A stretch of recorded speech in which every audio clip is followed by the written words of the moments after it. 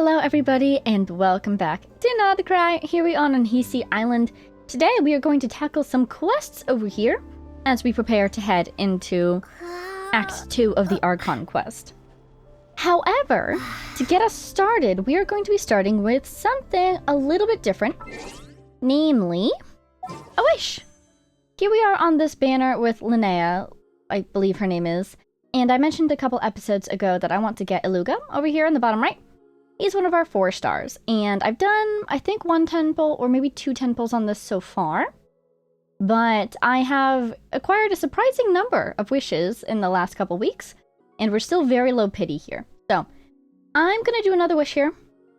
If we get Linnea, that's fine. I'm not really saving for anyone in particular right now, but the goal is to get Iluga. But we don't want to sunk cost fallacy ourselves into spending everything we have on this banner, because 4 stars, you never know. So, without further ado, we got a 4-star. Can you believe it? Is it the one we want? Let's see. Hey there, I'm Aila, leader of the Lightkeeper's investigation squad. Lost your way, huh? Don't worry, that happens a lot.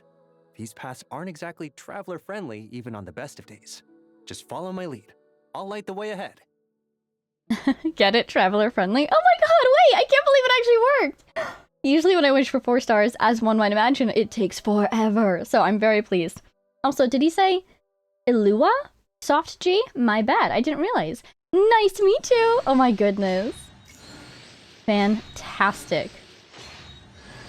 And a Candace. Do I have her C6 already? I don't think I do. I think I'm pretty C4 or C5. Yeah, something like that. We did it! Look at that! Ha ha ha ha! I asked and the banner delivered. How delightful. So Candace, let's give her her constellation. There we go. C4 indeed shortens the hold cooldown of her skill, I believe, to be the same as that as the tapping. That is very nice. Wait, where are they? Yes. Skill. Awesome. And then... where is he? There he is! Hey, buddy! I really like his design, too. Look at that coat. Oh my goodness, I'm so happy. The youngest squad leader among the Lightkeepers. Ooh. Yeah, I wonder how he got his position. Look at his earrings. Oh, look at his hair. It's got 2 tones. What a great design. I sense a backstory. I want to know the backstory. I mean, every character has a backstory, but I would like to know his. Okay, let's see. Artifacts. What does he want? I'm going to guess it's probably a set I don't have any of. Oh! Wait, I actually do have that set. Awesome.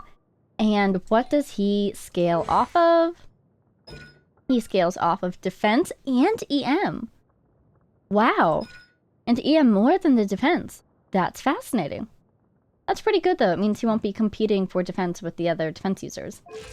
And what else do I need to know? His boss. Ooh. I bet that's a resource in the North Islands. Oh my god, he used the same boss as Durin. Fantastic. Okay. Wait, I have some of this? Pine Amber. From trees. Dreadshade Mire? And you can grow them. Found near the Favonia's Keep? Oh my god, I'm so excited. Okay, so we're going to let him be for now because I can't build him quite yet. But I'll get him equipped with a weapon and artifact such. Wait a minute, what does he even use? Oh, a polearm. Okay, for some reason I was feeling Claymore. A polearm. Let's see if I can give him anything right now that's EM and or defense.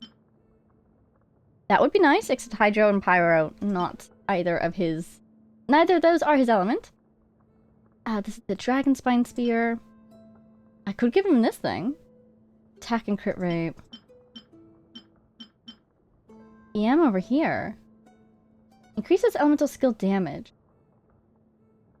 I feel like this would be... this might work for him, maybe? That's the craftable from Inazuma, right? I could also just go classic Favonius Lance, right? Where's my leveled one? Otoma has it. Hydro or Pyro. It might actually work, because if I put him on a Lunar Crystallized team... I'm gonna give him this for now, actually. Because they will be Hydroed. Look, the red kind of matches him. Alright, there you go. Bare minimum building. Look at that! Task complete! Oh my god, I can't believe that actually worked! Hooray! So, Let's find our quest. Has that person always been there? You have. I spoke to you before. Who the heck is this? Wait! Is that the guy from the Iron Whale? Tolfin? It is! Tolfin, what are you doing here? O friend who hast journeyed from afar, leave not in haste. Stay the step, rest a while. See, the campfire yet burns warm, and the tale hath but scarcely begun. Let the winds through forest brose and over the lake's heart sing for us, bearing the echoes of ages past, and sweeping the weariness of your travels away. Then shall we weave the chapters left undone, that they may become the hope with which we greet the coming dawn. That's beautiful. This song I dedicate to a Yaksha of the land of Glaze? As the abyss rose to devour the people, he leapt into the fray, charging alongside the warriors, yet never did he return. Disaster arrived in the land of Glaze, and a horde of ancient foes came surging forth. The Melolith warriors held the rear, striving only to carve a lifeline for the people. Stone spears pierced the darkened tide, fulfilling Rex Lapis's command. The Yaksha, worn and near collapse, pressed on through blood-stained cliffs. To hold the battle line, the fantastic compass restrained both foe and ally alike. Oh my god, you sure do know your stuff. In a fleeting moment, the Yaksha's wits returned, and he saw that the comrades beside him were not those of old. Ere his passing, he spoke his name Bosacious, entrusting the cherished memories of bygone companions to another. Alas, all things must wither, and all gatherings part. Blood and time sink together into the hidden veins of stone. Mountains and rivers may shift with sun and moon, yet the harbor city endures in steadfast peace. The hero is gone, but his deeds remain, steadfast as the unyielding peaks. Oh my god! At first I thought it sounded like a song from Mondstadt, which is a really cool detail for this bard question mark. I think he's a bard, I just don't know what else he is, you know? To know stories from far and wide, you know? That's what he does, it makes so much sense. But this is the story of Bosacious. Do you remember the Chasm quest? And the fantastic compass? Oh my god. Keep listening. Friends, let wine set your cheeks aglow, for I sing not of kings enthroned nor of monks in their laments. But hark, a tune of Uza and Shimti sweet. Let not sorrow linger, lay down your grief. Al-Akhmar's palace lies buried unknown. No slaves' pastures, no roses of kings are grown. Like snow on the desert, cold and brief, it blazes a moment, then scatters to grief. Mortals chase the sun and the desert's pride, while gods to their lovers grant heavens wide. Yet sweeter by far rings the drunkard's cheer than all their vain promises whispered here. Pour deep the wine, my friend, and sing, till fair Padisara's bloom shall spring. When in the endless oasis it flowers again, my love shall return to be mine till the end. One cup of wine, one crimson rose, life slips away as the sands that flows. Yet on the vine, through sun and rain, the grapes still burn with a ruby flame. That's a song from Sumeru, or at least of Sumeru. The next tune I raise sings of the leader of the Loch Knights of ancient Fontaine, the knight Araneas, whose eyes gleam like the sea. Tales of knights, wicked dragons, cunning wizards, and a holy blade are told and retold, for in Fontaine they are ever renowned.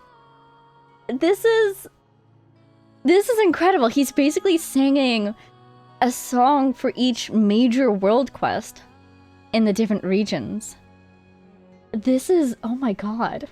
Because this is definitely a reference to the Narcissenkreuz storyline. Carrying the envoy's intent, Knight Kudanin of Dunair flew into a rage, ready to strike down the one who dared propose marriage. Or should I say marriage? But Knight Araneas, with eyes like the bright sea, held him back and addressed the envoy who sought to wed the Capitolani musician to her.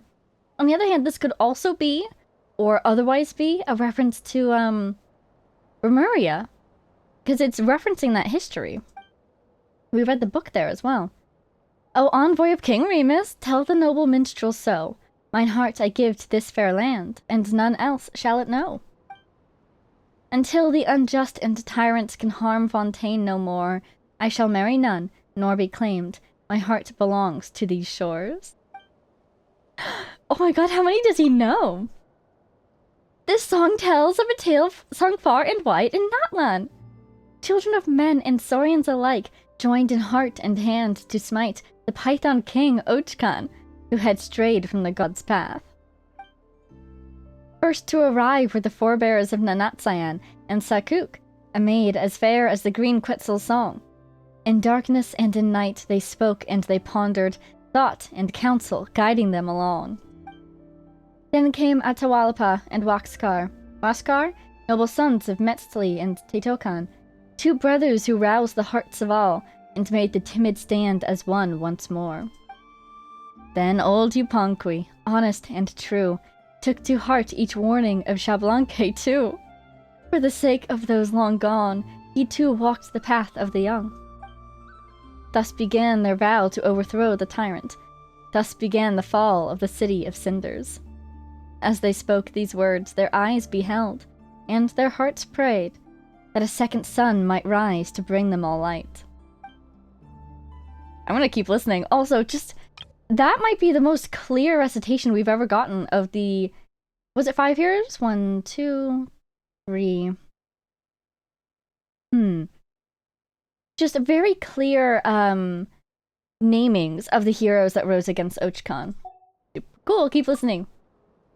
This song I raise in honor of the valiant warriors who battled the things of darkness. Oh, worth it, all the way to the end here, maybe. We finally get some stuff about Nodcry. And in tribute to all present here, hear me sing of the Beli Tsar's expedition, and of the sacrifice of princes and heroes alike. Day by day they battled the hounds of the god of darkness, Chernobog? Well, and here I put away my pen today because I thought maybe we wouldn't get too much information. So the valiant warriors of Kitez fought the hounds of the god of darkness. I wonder if this is another name for the abyss. I would not be surprised. Kind of like the abyssal manifestation we met in Natlan, whatever their name was. I kind of forget at the moment.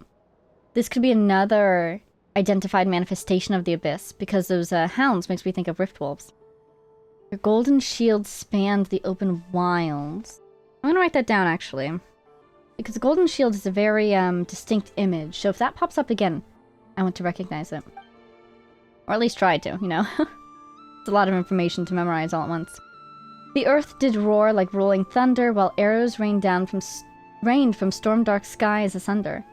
The children of the god of darkness pressed near, seeking to encircle the forces of Sheshnaya with fear. At noon on the 7th day, the banners of the Beli Tsar fell in disarray. Beneath thundering hooves, black soil drank the crimson spray. Thirst bent their bows, and sorrow choked their quivers drained. Grieve not the valorous fallen, nor fret for the tides of time.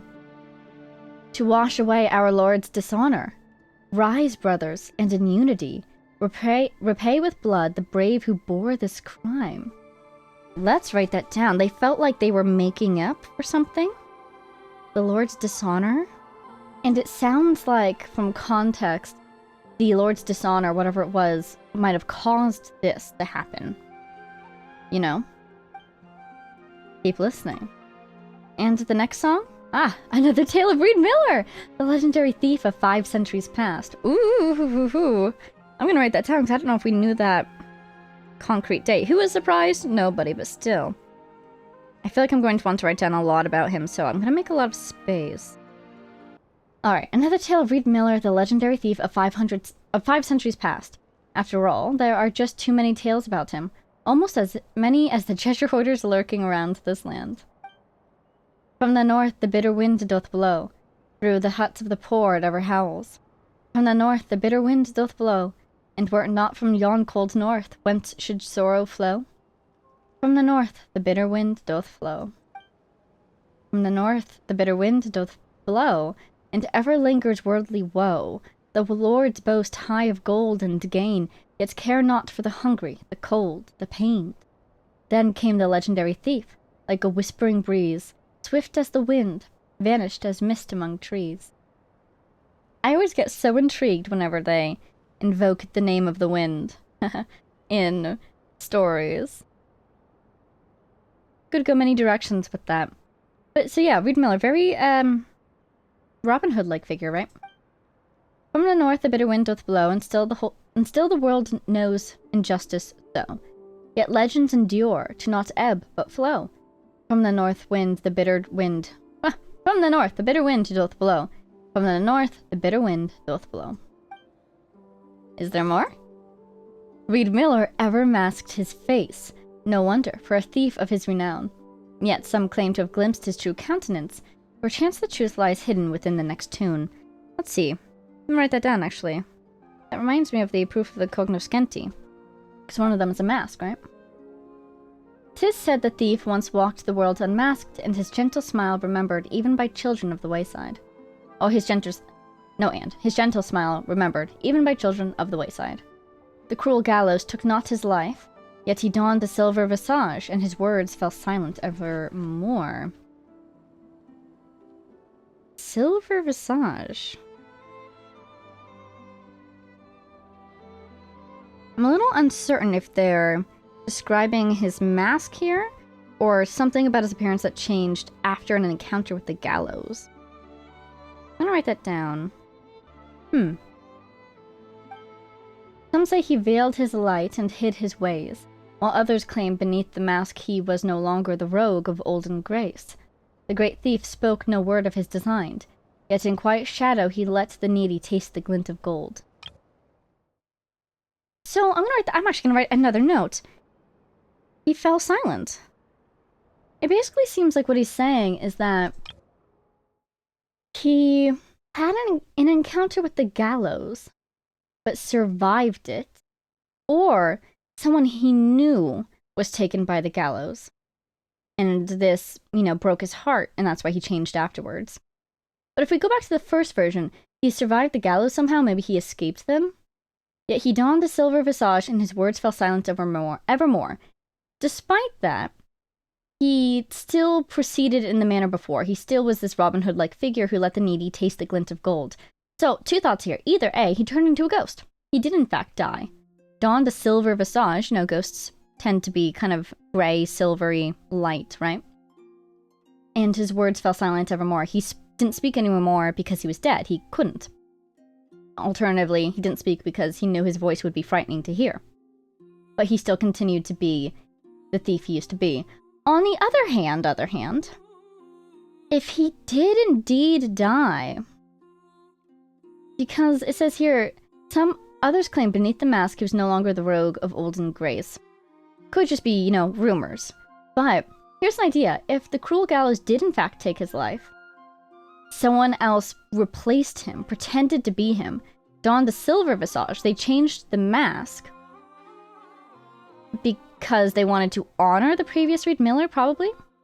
So they maintained a hidden identity, so everyone thought they were still Reed Miller, but they changed the mask because they were in fact someone different, and that's why they never spoke again.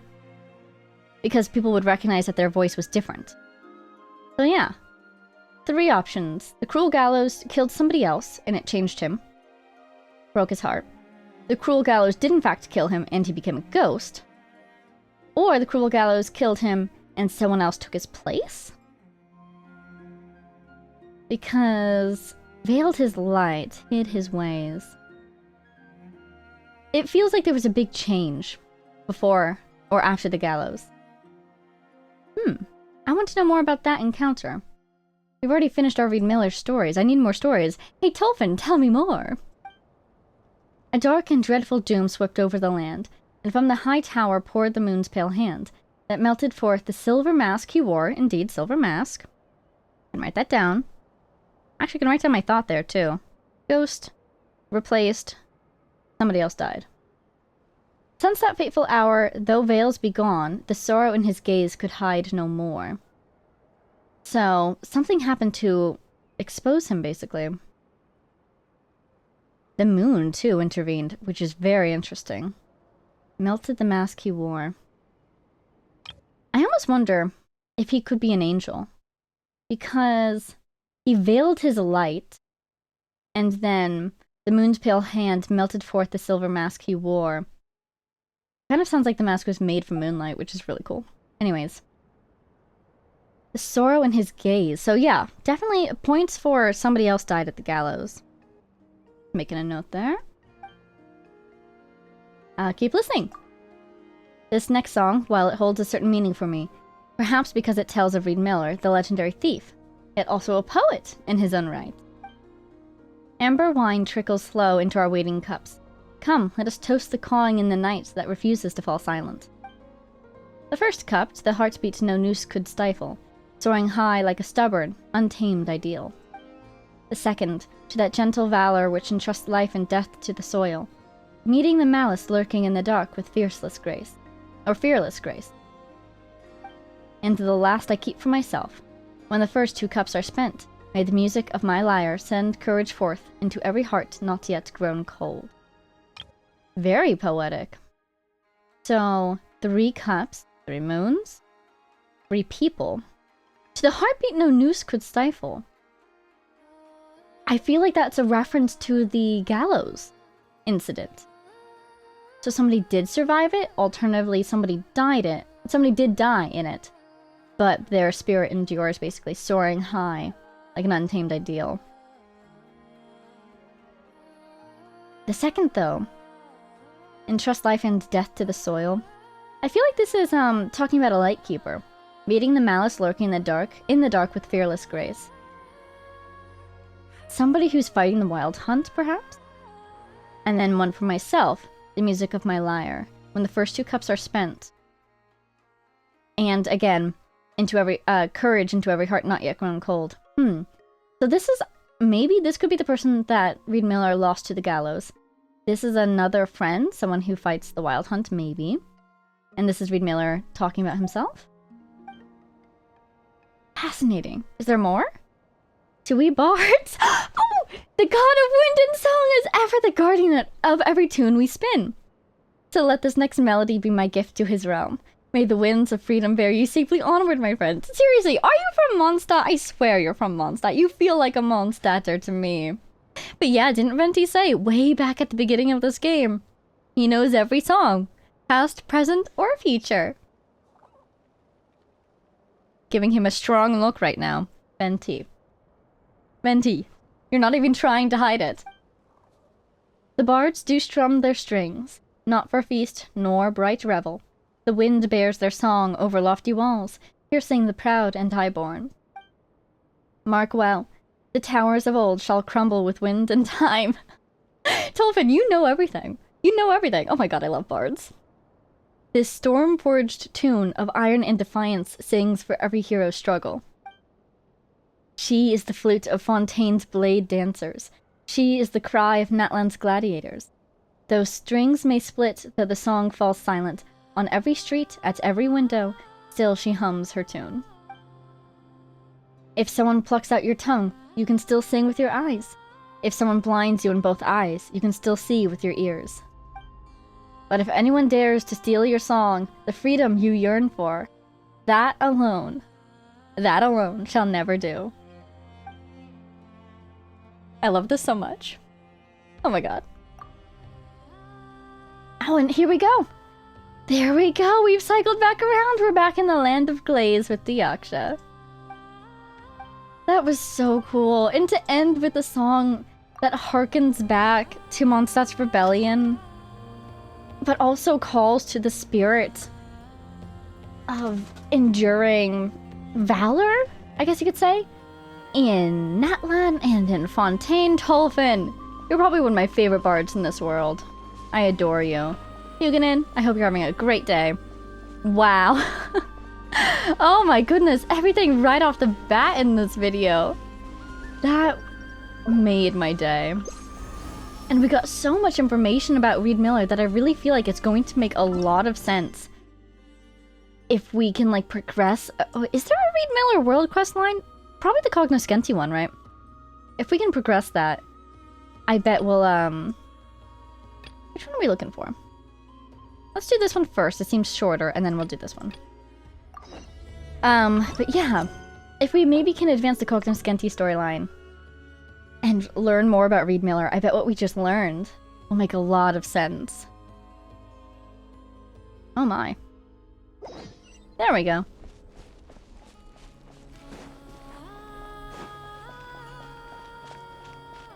Trying to see if it's up or down. I believe it is up. Yeah, because otherwise we've already read all the Reed Miller books. We need to get information from elsewhere. Have we spoken before? I don't think we have. Children shouldn't be exposed to such nonsensical stories. Are you the one who says no stories from the outside? You know what I mean. Love and romance, fighting and death, especially those tall tales about the thief Reed Miller. We summoned more details. It just leads them astray. Luckily, my Kasha is a clever child. She'd never read any of that brain-rotting nonsense. But if other children were to read it, who knows how much damage it could do.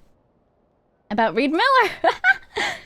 Oh, he's just a troublemaking thief from hundreds of years ago. I have no idea why anyone would write stories about someone like that.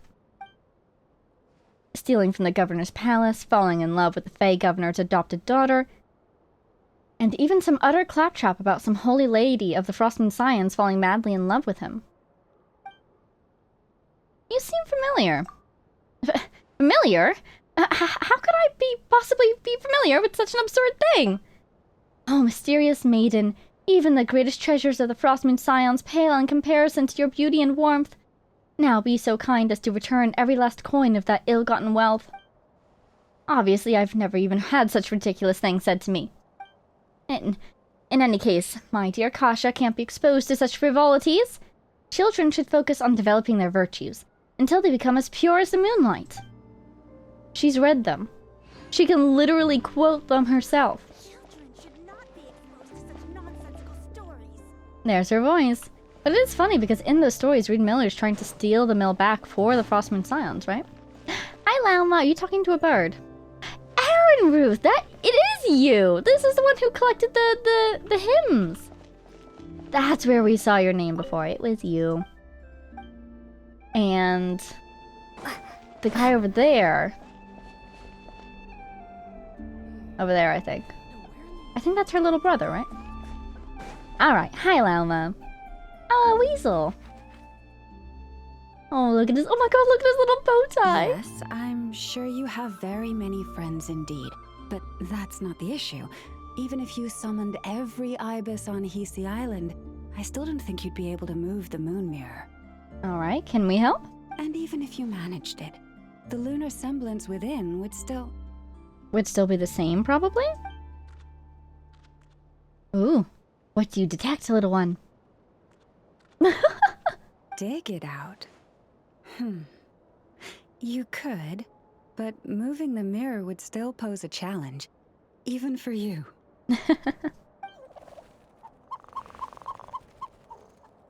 So they're trying to move one of the mirrors. I wonder why. Huh?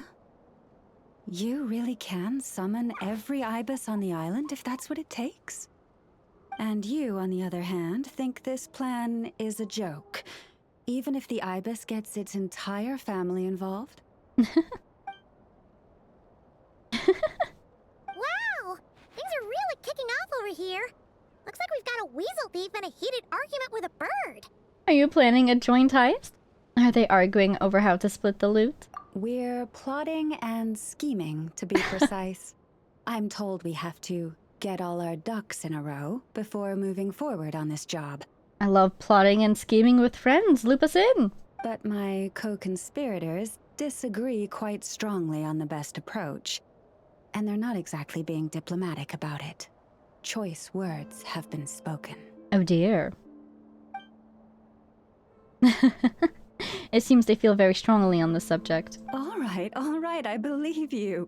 I'm sure you do have friends in high places. Although, where did you learn to speak like that? Have they been reading the books too? From a short girl with a metal arm and a hat. Oh my god, that's Yehoda, isn't it? They learned whatever it is they just said from Yehoda. That's funny. Oh, of course you can keep talking like that so long as you enjoy it. But be sensible around her, okay? Don't copy everything she does. That's funny. That's I'm going to adorable. have a little chat with the Traveler and Paimon now. So be good and pipe down a little. And look at them, they're such gentlemen. Huh, it really did quiet down. Being able to understand animal speak is so cool. Paimon wishes she had that ability. Ooh, would be cool if this world quest gave it to us. That feels a little strong. Maybe they'll give us an instance of it, but not a permanent gadget or anything. Trust me, Paimon, you would not enjoy it very much at all. That sounded ominous. Don't misunderstand. Nothing terrible would happen, and it doesn't drive you insane or anything like that. Although, that being said, I do sometimes find it quite overwhelming. Yeah, especially because there's animals everywhere, and they know that she can speak with them, so if they need to speak with humans or, you know, just get any information across, they have to come to her. So she might be a bit busy all the time. I was requests, overjoyed when I possibly. first discovered that I could understand animal speech, but I quickly realized that it came with a downside. This ability is always active, and I cannot control it. Exactly. Oh. Yeah, that would be a problem. And if you can't control it, that means... From the forest to the waterfront, wherever there are animals around. Exactly. People say that listening to the bird song deep in the woods gives them a profound sense of peace and quiet that lifts their spirits. Oh, not for you though, huh? But no matter where I go, I can never find peace and quiet. Oh dear. When I stand in the forest, I hear the chatter of the wildcats, the rabbits, the rhyme-horned deer, the chic badgers, and the long-plume ibis. Do you suppose it works with insects too? So even if she tried to go, like, underground into a peaceful cave? They argue loudly about who's to blame for damaging whose roost, or which part of the woods the best twigs come from. So your ears can never get any rest. It's non-stop chatter, wherever you go. alright. Guess talking to animals isn't all it's cracked up to be. Waking up to the sound of birds chirping is pretty nice, but replace that chirping with bickering? And suddenly it doesn't seem so appealing. We both know it takes more than a little chirping to wake you up. How many times have I had to shake you awake? As for me, I've lived with it so long that I'm used to it now. In fact, it would probably be quite an adjustment if I woke up one day and couldn't hear the finches discussing which cup in which house makes for the best bath. That's adorable. Oh, the Weasel Thief has opinions on this. Yes, plotting and scheming. Thank you for reminding me. I got a little sidetracked. Although, now that the Traveler's here, we might just have the solution to our problem. I've got friends in high places too. I just need a little time to get a crew together. No, just you will suffice. Aw, would be cool to see who we could recruit for this. This job involves breaking into a storage room by Oh. undoing the seal created with the moon mirror by a previous Moonchanter. But for someone of your talents, I'm sure it will be a simple task. Created by a previous Moonchanter. I'm going to need some on-the-job training. Don't worry, I'm sure you'll be fine. Come, let's go. Seems like they lost the seal key or something, so they can't get into the place. What did she just call it? My brain is completely blanking out. Storage room? Well, as long as we have permission to do some breaking and entering, I suppose. Where is it? Is it up or is it down? I'm gonna try to stay up as always. Until proven otherwise. Freeze! Yoink! Nice. Those trees are really very pretty. This feels like an undone puzzle. It doesn't look familiar to me. But this is definitely not the starting point because there's no deer here. I'm all the way over at the statue already. You don't suppose... My Oculus is still there, right? Yeah, it is. It's really funny discovering which scenes are pre-rendered and which are rendered real-time based on whether or not the Oculus is in her hand. It's been very illuminating. Is this thing underground or is this one we're looking for? Might be this one. Hey! Nice. Here we are. What you see now is the moon mirror, within which the lunar semblance is sealed. Lunar semblance. Must be a pretty precious statue if they went to all this effort to steal it away. Will there be some traps inside? You know, the kind that send arrows flying out if you step in the wrong place? I'm ready either way. I'm used to this sort of thing.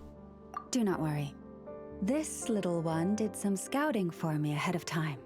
The seal does not contain any such fatal traps. Thank you for your hard work. Little weasel, I assume? Oh my goodness, look at that bow tie. You are so cute. Oh, nice. That's good to know. And yeah, that sounds like a job for a weasel thief. But from the looks of it, this weasel thief doesn't work for free. That's true.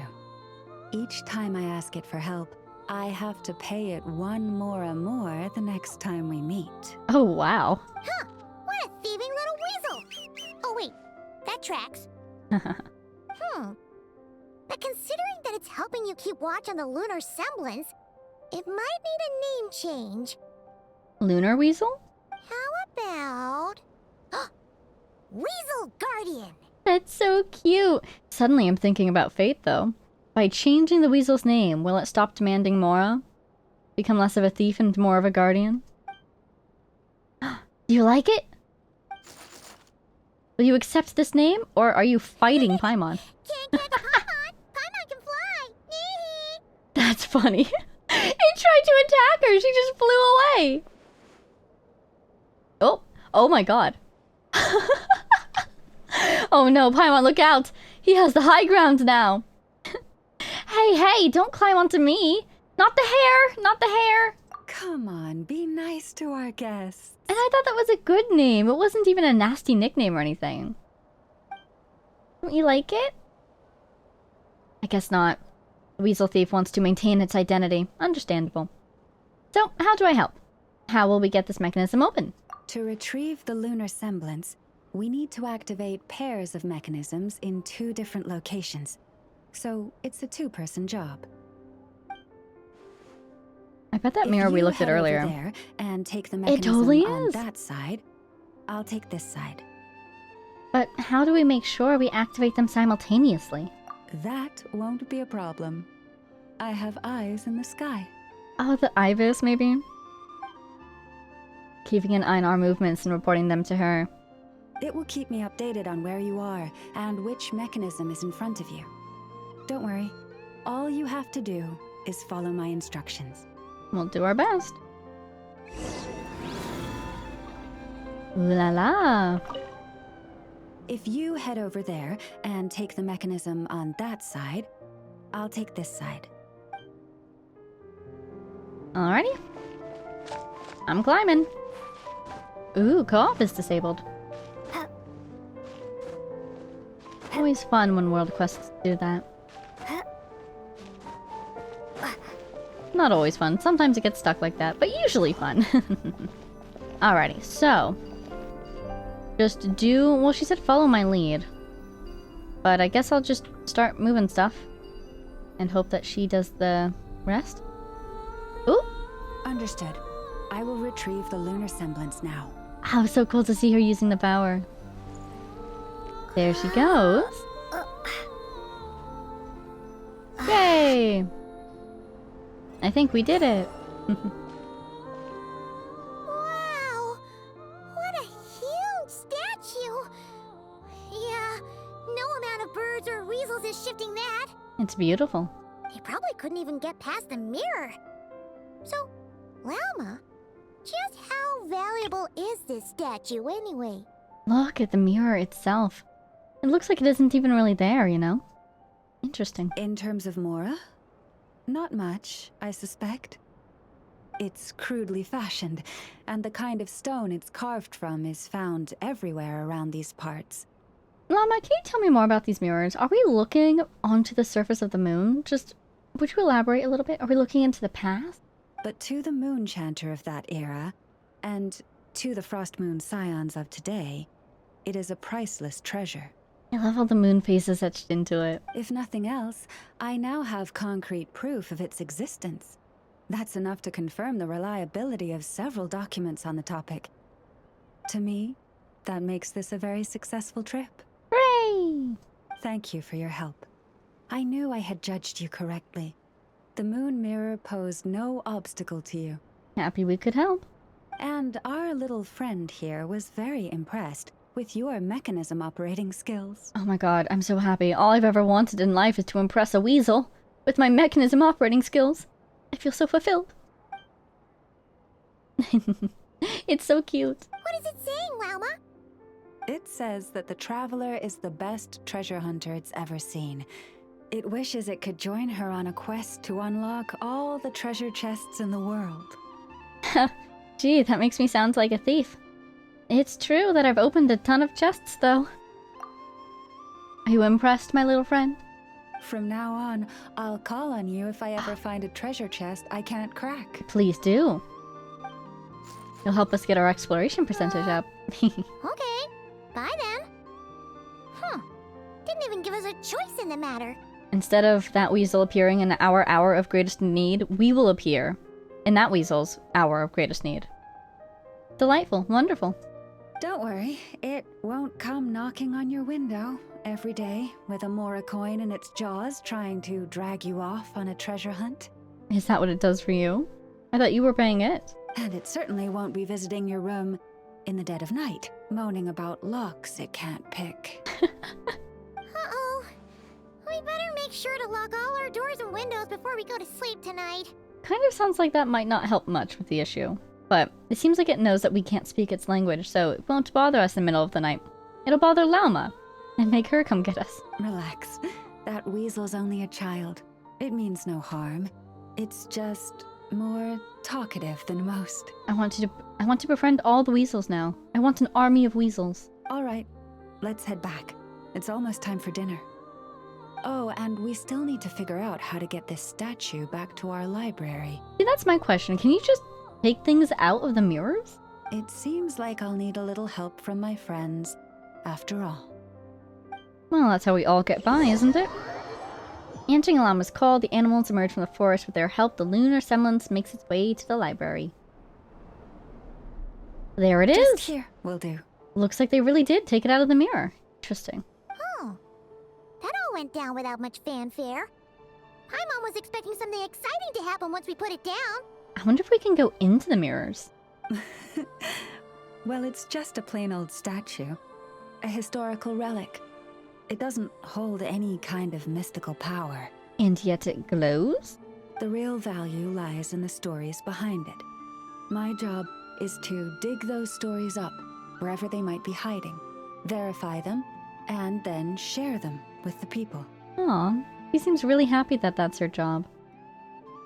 With the added context of finishing the first act of the Archon quest, I'm not sure if you're required to do that before this quest or not. But it's nice, because now she gets to share the truth with everybody, no matter what it might be. Cool. Well, it's a good thing we got it back here in one piece. Indeed. And you two have my thanks for that. Please, take these fruits and quench your thirst. I had the animals gather them in the woods. Thank you kindly. And after that, forgive me, but I have another request to make of you. Sure, what do you need? I apologize if this is presumptuous of me, but I've seen how well connected you are, and I've heard of your many travels into secret and forgotten places. Oh? On your future travels, if you ever come across any texts about the Frost Moon Scions, could I borrow them and make a copy with which to enrich our library? Of course. I'll bring you whatever I find. You have my sincere gratitude. On behalf of the Frost Moon Scions. I'm gonna get back to that fruit now. Hang on. Where'd all the fruit go? Paimon, no! Oh boy. That was some seriously tasty fruit. So much better than Paimon's used to. And she's gonna get away with it too because she looks so adorable here. These animals have lived their whole lives in this forest. Naturally, they're the ones who know where to find the best fruit. Paimon, I can't believe you've done this. Even the puffin is chastising Paimon? What are you saying? This one says to eat as much as you wish, because it's the top fruit finder in the whole forest. It'll fetch some more right away. Oh, awesome. Thanks so much. Awesome! Thanks so much! They're in sync. Do I get fruit? Ooh. Hello. We're communicating. Unlocked. Joint meeting point construction unlocked. Share the Luna Sigils. Ooh. You can obtain Luna Sigils during your adventures in Nodcry. After meeting certain criteria, these sigils can be used to contribute to the construction of meeting points, increase your construction level, and earning valuable resources. Or increasing. So... Sublunary Tales. Ooh! It's like Reputation. And we're just missing echoes of an unfinished past, which I think is going to be the thing we want to do next. Wow! Wow, that is gorgeous. Look at her antlers. They always that intricate? Maybe she's in fancy mode right now. Reach level 1 to obtain, and I need 30 of my 294. Delightful. Luna Treasure Compass. Oh, wow, look at that. That's a perfect compass design. The phases of the moon. The thing in the middle, it looks like a moon and it looks like an antler. I love it. So we'll probably jump... Oh, this is based on exploration progress?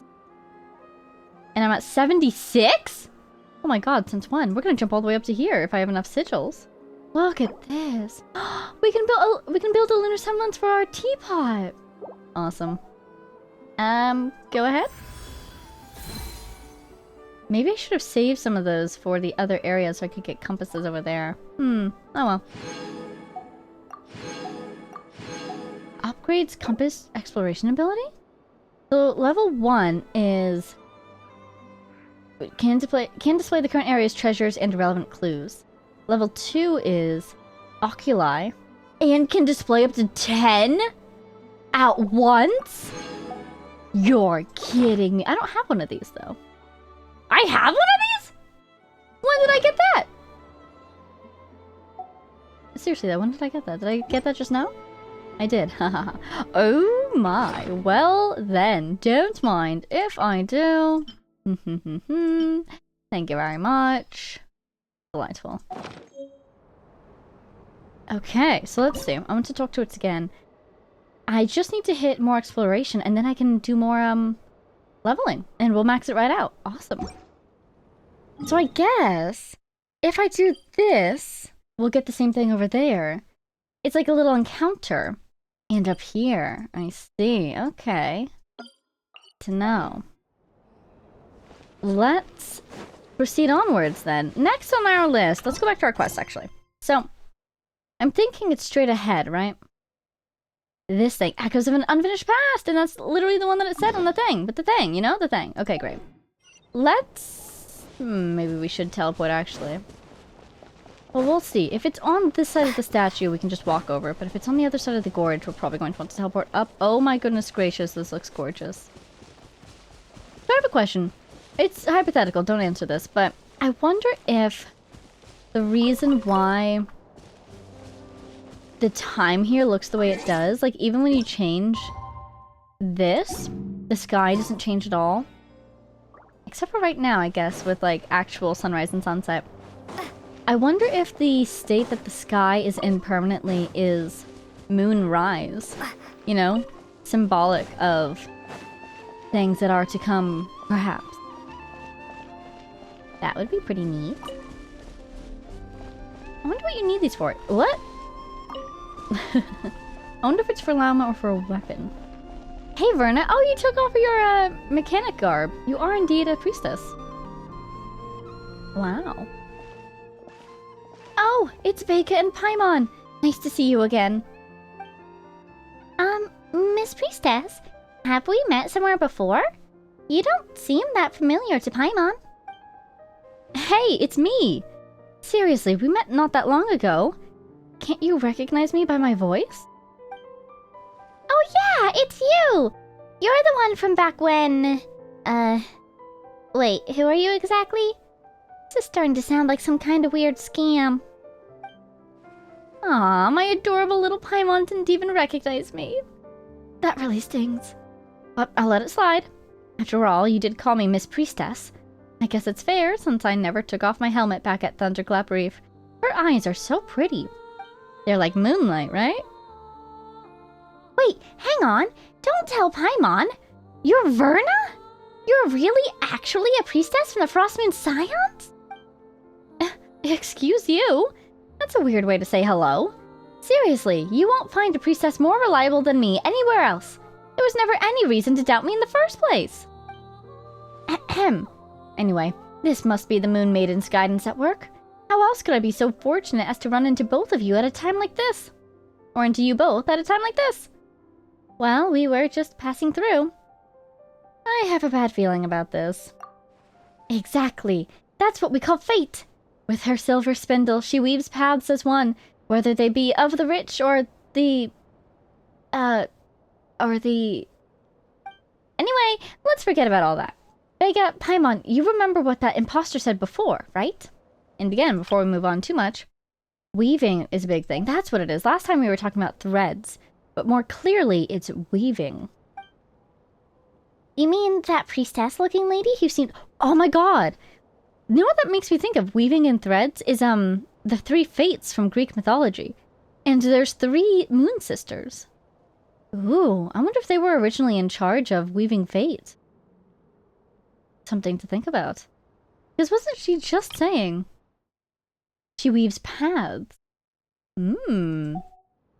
Anyways, you mean that priestess-looking lady who seemed way more legit than you? She said she'd be waiting at the court of the first edict. Or something like that. Ahem. That more legit than you bit was totally uncalled for. But since you've got such a good memory, Paimon, and since you're both going to help me out later, I'll let it slide. Hey, Paimon hasn't agreed to help you out yet. Why is it that every time we talk to you, we end up second-guessing reality? Don't sweat the details. More importantly, I've already come up with a flawless, super ultra reliable plan. We'll catch that imposter in no time. Think about it. She said she'd be waiting in the sealed-off sanctum no one can even get into, right? So, obviously, she wants us to get curious and break the seal, letting her sneak in and snatch whatever treasure's inside. And my super foolproof plan is to turn the tables on her. Once we open the gates of the sanctum, she'll definitely show up, and that's when we'll catch her. Pretty solid plan, right? I'd say it'd hold up just fine against those top-notch detectives in Papa Wrench's books. Seriously? That sounds even crazier than the plan you had at Thunderclap Reef. You just told us no one's been able to unseal the Court of the First Edict for centuries. Only because they didn't have me, along with the super reliable tag team combination that is the 2 of you. After we parted ways, I've been thinking. Since the Court of the First Edict was sealed by Kuvaki, maybe we can disrupt it the same way we did at Thunderclap Reef. And so, ta-da! See? I had my little Krakas look for more of those special fragments, and I pieced them all together. Or I pieced them all together. And the moment I managed to distract Evelina, bam! You 2 showed up! Tell me we're not fated to reunite. Fated? More like fatal? Are you sure this won't mess up the weather on Hasty Island like it did back at Thunderclap Reef? No worries! This time, I'll be in full control of the Kuvaki. And besides, everything turned out just fine back at the reef, didn't it? Now then, Vega, Paimon, prepare to witness the miracle of science! Wait! If someone's gotta throw it, let us do it! If we leave it to you, this already sketchy plan's bound to get even sketchier. Gimme. I'm going to yeet it, I believe is the professional term. Where am I throwing this, though? Did I, like, travel all the way over there with it? Oh, wait, I'm in the spot.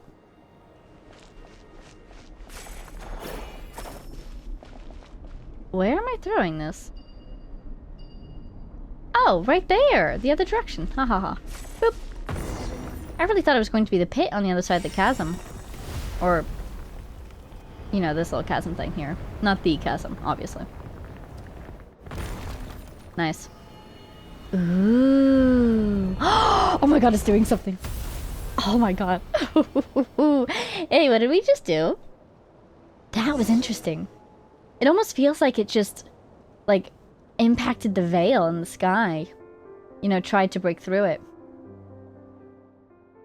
Come on, I told you there's nothing to worry about. See? This is the power of science. Hooray! The power of science. Hey, wait a second. You almost had Paimon fooled. This has nothing to do with science. It was just Vega tossing the fragments up there. Well, since the super reliable Vega is also someone who believes in science, I guess that explanation works too. Alright, since the Moon Maiden has spun a silvery path for us, what awaits beyond the threshold must be... Wait, how did the rest of it go again? Anyway, since the Moon Lane has appeared, it means our plan is working fine. All we need to do is follow it. This is the guidance of the Moon Maiden, or the Moon Goddess. Yep. Are you sure? Paimon thinks there's a good chance this path doesn't lead to our destination, but rather somewhere higher up. Come on, Paimon, come on! You've got a super reliable priestess and a super reliable adventurer on your side. What's there to worry about? We'd better get moving before the other priestesses show up. I mean, while the Moon Goddess is still showing us the way. Onward and upward. I mean, I'm down. Absolutely onward and upward. Take me away, Kutan. Whee! Oh, look at it. Yeah, because the threads, the tapestry around it, they seem to be more distinct. Whee! Ooh, what's that? Ooh, teleport. What? Look at her rise out of the floor. What? What? This is what it looks like up there? Verna, where are we? This doesn't really look like a sanctum. Oh my god, the whole ground is the Hydra symbol. / I guess the triple moon symbol. Oh my god. The moon and the water and then this... Okay. Because we definitely teleported. We're not at the top of that rock anymore, but there's more of it around us. So are we like in the sky right now? Or is this a domain? You know, from the perspective of the world, where are we? Yeah, it really doesn't. I mean, that's not important. Don't worry. This place has things that resemble Moonline, so that means the Moon Maiden is still guiding us. Probably. Let us follow the path illuminated by the moonlight and leave the rest to the will of the moon. That actually sounded pretty priestessy coming from you, Verna. Wait, no. Isn't that just a fancy way of saying, I don't know what to do. Let's just leave it to fate? Hey, what do you mean, pretty priestessy? Have you ever met a priestess who's anything less than super priestessy? You've got to have as much faith in the Moon Maiden's guidance as you do in the power of science. Besides, it's not like we found any other way down. Ooh. Can I... Ooh! Oh, whoa! Oh my god, it's a place! Look at that. Unlock the mechanism seal. Well, I've got a little friend now. Yay! Oh, there's a path. I didn't even notice that for a second. Sure, let's just jump on the path, see where it takes us. We shall follow the will of the... What? Engraving waking up, identity check starting, mode matching activated? That was just an engraving! Also, I totally missed that, thing it wanted me to interact with. Seems like we're going in a spiral, though. That... Unknown life signs detected, calibrating fuzzy predictive unit or control unit? No shadow corruption detected, no traces of genetic components. Faint energy echo registered, match with known Dragon Lord of Flame parameters moderate? What are the dragons doing here? Wait, are we on the freaking thing that the dragons built? The Sky Tower? Whatever you want to call it? Oh my god. Oh my god. Maximum likelihood estimation. Conclusion. Authorization granted. Defense systems deactivated. Primary energy source not connected. Please manually lift the seal. So in that second one, they checked us to see if we were of the Abyss, and we're not. And then they saw that we had a small connection to the Dragon Lord of Flame. Is that because we're a part of the Chosen of Dragons? That is so cool, you are kidding me. That world quest line coming back around? Amazing. I can't turn my camera right now, so this is the angle they want me to have. I see another one of these little rock formations I might be able to interact with. It's over there. Interesting why they had us pointing that way. Oh, we're going way over here now. Sounds good to me. Oh, the music is so lovely. There you are. Hey, buddy. Seal lifted. Welcome, Master of Flame and Wisdom, Your Majesty Shiakuato. Oops. Oh my god. This has to be... So that's what that is. Maybe? Okay, so this whole time I thought that these were moon fragments. But maybe, first thought is, it could be part of the tower that the dragons built to the sky. Secondly, it could be, and this is not necessarily mutually exclusive from the tower idea, it could be one of those quote-unquote cables that we've heard described as lancing out from the moon. Haha, just like I predicted, see? Just like you predicted? You predicted any of that? I doubt it. But we'll let her have her moment. Just like I predicted. See? As long as we follow the guidance of the moon goddess, everything will fall right into place. Well, if you say so. But are we really sure it's a good idea to open up a place that's been sealed for centuries? Oh, it'll be totally fine. You've got the most trustworthy of priestesses of the Frostmoon Scions right here. There's absolutely nothing to worry about. Kuroto, did you see where those suspicious intruders were headed? They took off toward the court of the First Edict. Not many places to hide around here, after all. You two, check on the seal. I'll inform the Lady Moonchanter. Let's see them try to get away.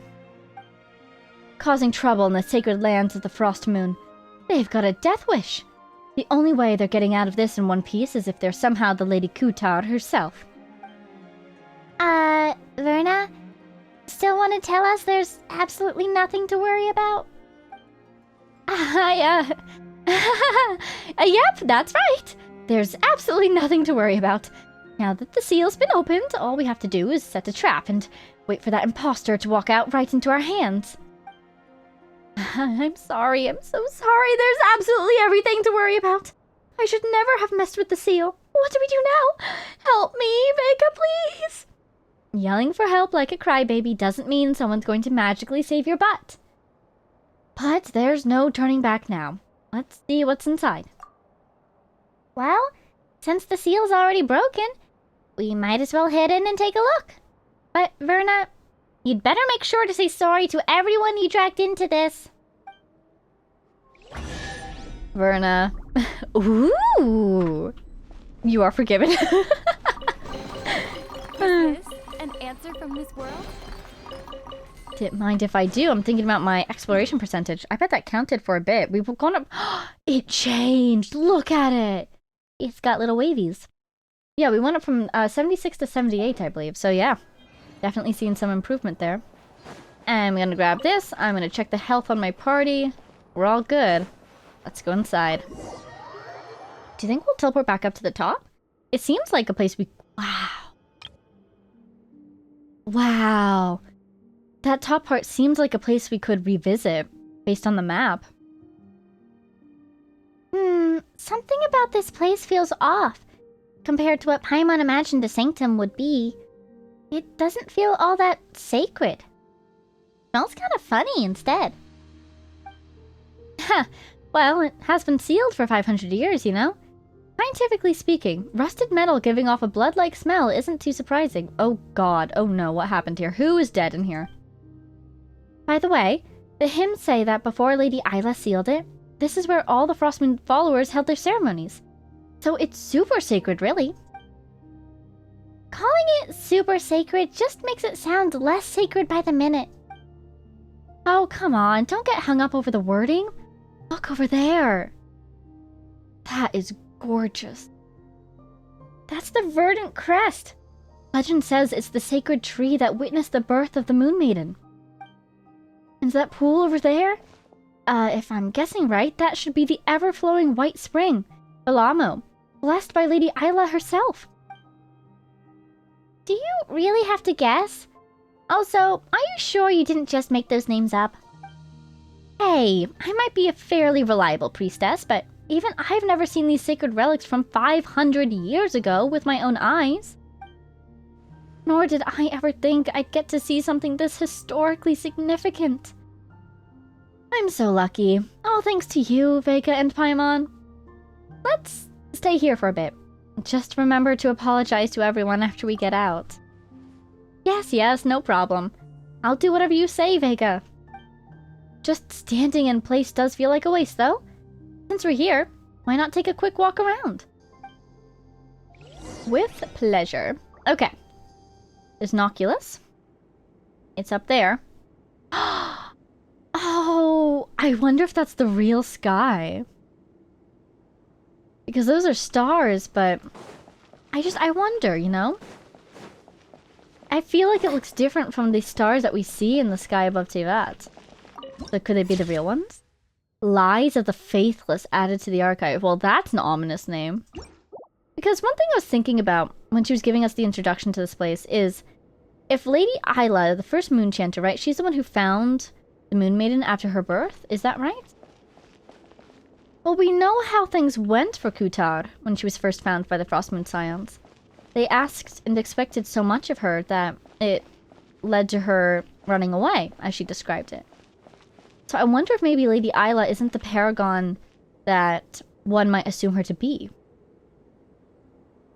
If not, like, she could be misguided, just a little unwise, and less observant than was needed in those moments. So she expected things from her god that her god was not able to provide, and she didn't realize that. So she was basically not noticing the Moon Maiden's part in all this, or side in all this. On the other hand, she could be willfully malicious in that she wanted power, and so she kept making her demands of the Moon Maiden, knowing that they taxed her greatly. The only reason I'm even entertaining that idea is because if that woman we've been seeing is Aila, she looks terrifying. Her eyes freak me out. I don't trust that. But there's no saying that that really is Aila, or that that's all of Aila. New thought. Why does this look like Natlan ruins? That back there looks pretty dragon-like to me. And then there's this whole bit. Interesting. Can you help me get higher, please? I want to get that Oculus. There's something beneath the water. Is that a sword? I think it is. Huh? Why would there be a sword here? Wait, hold on. Could this be the ritual sword forged from Hyperborean moonlight that Lady Aila supposedly left behind? The blade that was used to offer up the very first drop of blood under the new moon. Whoa! It's a Kuhenki! Huh, does it want us to follow it? Let's go. Quick check around just to make sure we didn't miss anything. For instance, a chest or something. A readable. Okay. Hello. Alright, let's get on this. Lies of the Faithless. Such an interesting name for this most sacred of sites for the Frostmoon Scions. So pretty. I think I'm gonna bail because I feel like once we get to the top, we will re-enter the quest.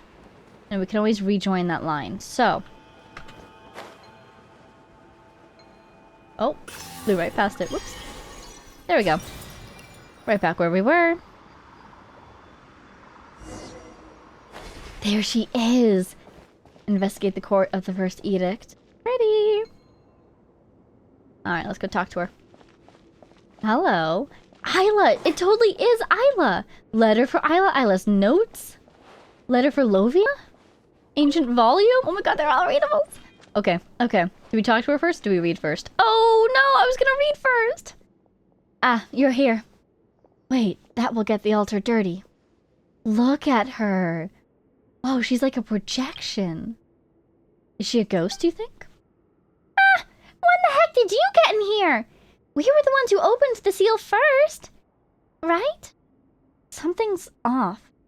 Good thing the treasure chests are still here. Something's off. Oh, look at that. It's like she has antlers. You're right, but this isn't just off. It looks like this is a residual image left behind by the moon goddess's blessing, Kuvaki. And it's been left outside, or left inside the court of the first edict. Maybe this might be the first Moonchanter herself, Lady Aila. Is that really possible? Doesn't sound very, scientific. Scientifically speaking, it's impossible. But if this truly is Lady Aila, then it wouldn't be surprising for her power to be unscientifically potent. Oh my days. I can't believe I kept calling thee, Lady Aila, an imposter. Thank the moon goddess she can't hear me anymore. And that explains why her words were always so hard to understand. And that explains why she seems like a more legit priestess than you.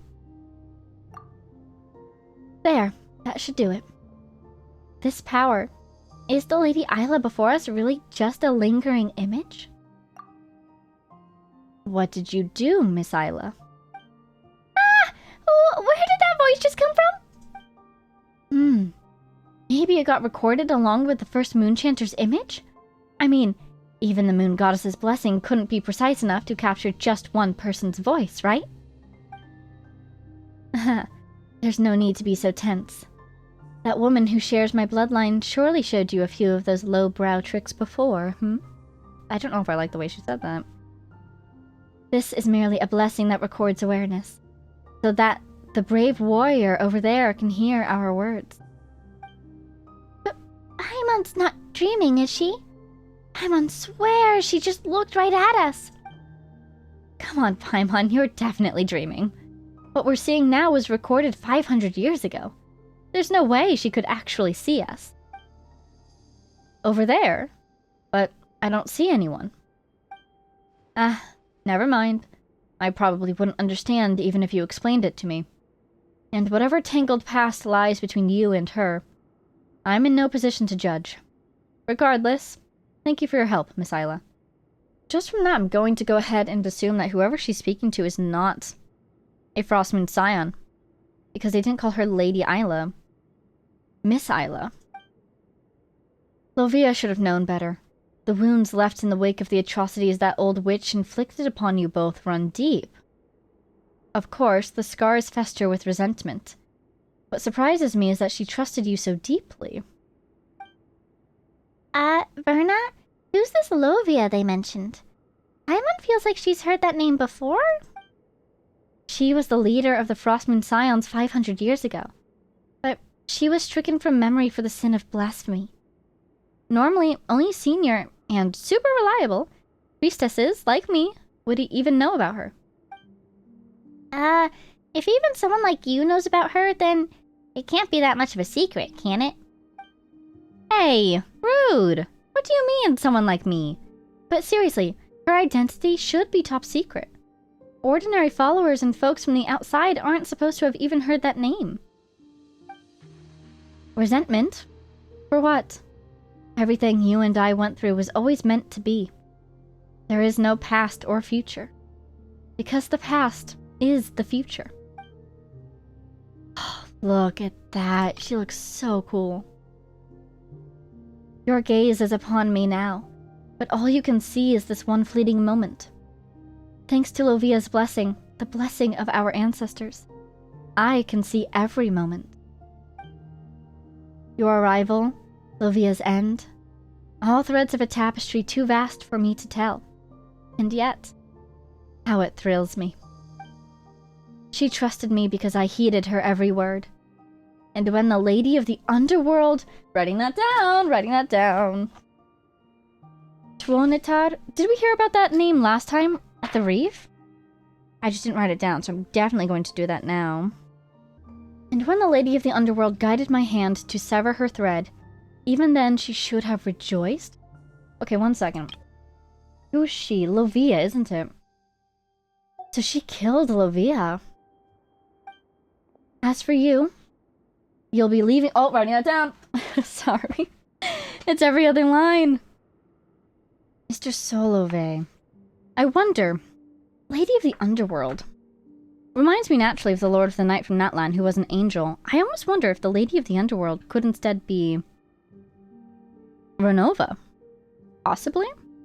Or there's just someone else associated with death, which naturally could be. For instance, the Lord of the Night in Netland. Lady of the Underworld. Could she be one of the moons? If you have the Frost Moon, the Eternal Moon, and the Iridescent Moon, right? And the iridescent one fell beneath the abyss or something? Would she be considered a Lady of the Underworld now? And so if you have 3 moons, and they correspond maybe to the 3 fates, I could see one of those moons having a hand in death, quite literally. My role here is unfinished, or is finished. The believers outside already hail you as their new prophet. And at last, you no longer need to endure the suffering imposed on you. I still have things I must do. I need to uncover that mad monk's true intentions. For my fallen friend and the people of this land, he must pay for what he has done. With Lovia's years of secret correspondence with him as evidence, tracing his steps should be much easier. Once again, thank you for your help, Miss Aila. Man, I don't know who to trust.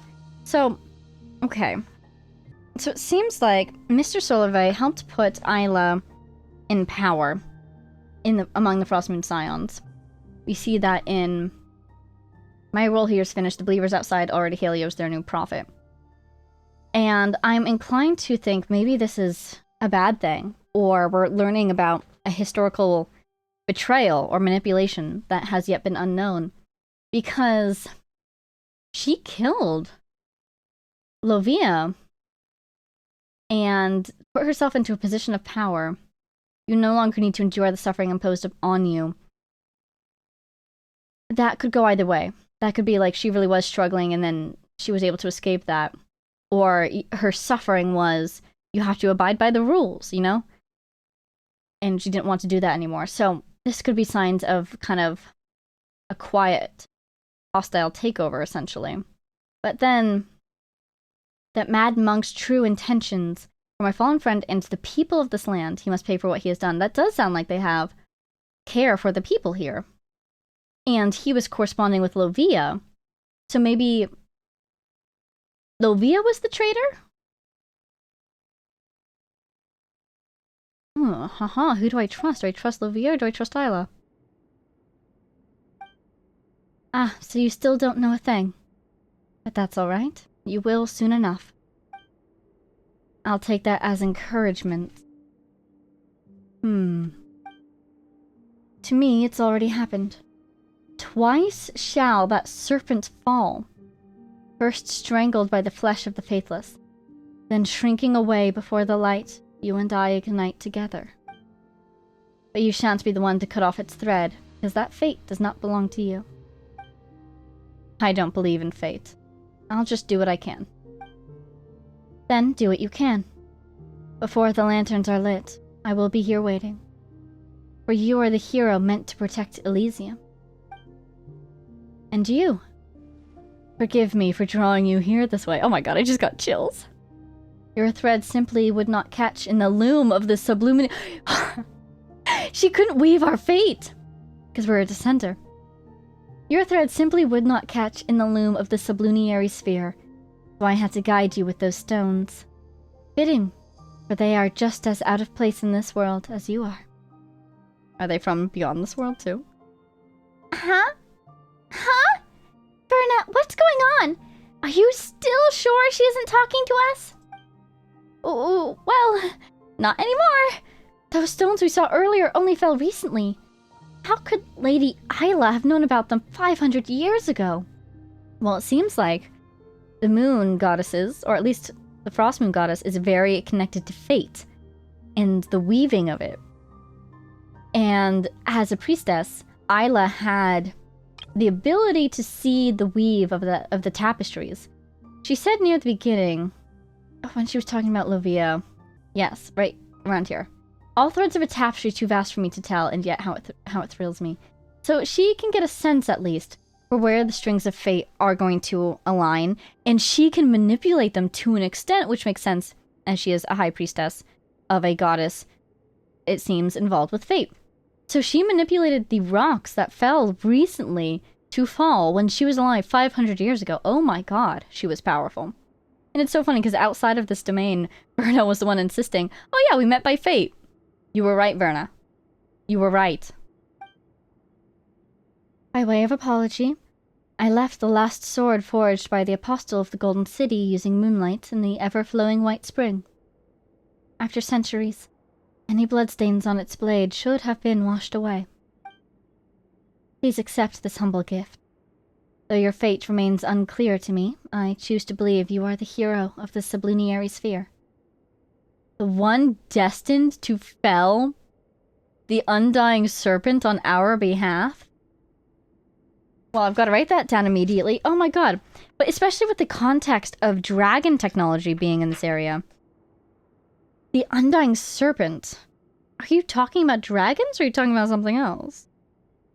She says undying serpent. It makes me think of the Battle Pass story. And the snake that's in that one.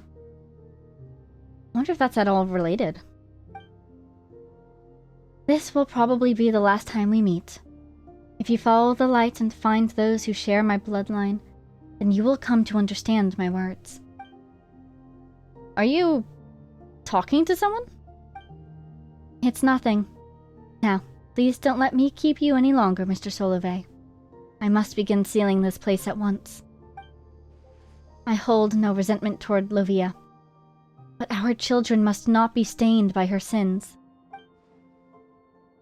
That's why the evil and corruption she wrought must be buried. I will seal them all here. This, too, is a part of our preparation for the birth of a god. We are all tainted by sin. How could we ever hope to behold the moonlight in its purest form? He vanished. So, just like back at Thunderclap Reef, it was Lady Aila who guided us to break the Sanctum Seal. Also, you could retrieve the sword she left behind, Vega. But Paimon still doesn't get it. Why would Aila give us her sword? And what's this undying serpent stuff all about? We're not gonna have to fight some giant snake next, are we? Anyway, Vega, let's retrieve that sword first. Right! If someone as reliable as Lady Aila said it, there must be a reason. Maybe it'll all start to click once we get that sword. Well, I know there's a sword down there, but you know what I want to do first? Do a little bit of reading. There's 2 sparkles. Oh, there's the other one. Okay. Aila's notes. Oh my god. I told a lie, just like Lovia did, and just like my sister did. I said no when Mr. Solove asked me if I felt any hate. But how can I put the hatred in my heart into words? How would someone as kind and sincere as he is ever understand such horrifying malice? No, I cannot think this way, and no one needs to know. Mr. Solove does not need to be troubled with such trivial things. No one is obliged to hear the weight of another's suffering, which they have not experienced. And even if he truly were willing to listen, and even if his kindness were to move him to tears, what would it change? I would only end up bringing needless pain to another tender heart. In the past, the present, and the future. Across the countless threads of fate that Lovia once let me glimpse by mistake. Ooh. The only ones who shed tears for the misfortunes of others are kind souls who ought to be smiling instead. And since the sublunary sphere has always been one where good is repaid with cruelty, the least I could do is spare him the sorrow that does him no good. Once upon a time, I despised liars, or lies. Yet now I find myself speaking them with keen intent. Maybe the blank of the past dozen years or so has been punishment for this very moment. But that does not matter anymore. From the noble Lady of Salt to the scions of Gurbad's genie, there have been plenty of instances where the innocent have suffered the gravest of punishments, let alone a sinner as steeped in blank as I am. If the silvery white thread has already found its way around my neck, I may as well bear the weight of still more unforgivable sins by myself, so that the children who remain untainted may be spared. What was born of the Frost Moon must return to it. All the walls, towers, fortresses, and temples must be torn down, save for the great pillar raised here by the Dragonborn. That is, the sacred sanctuary where our ancestors found refuge.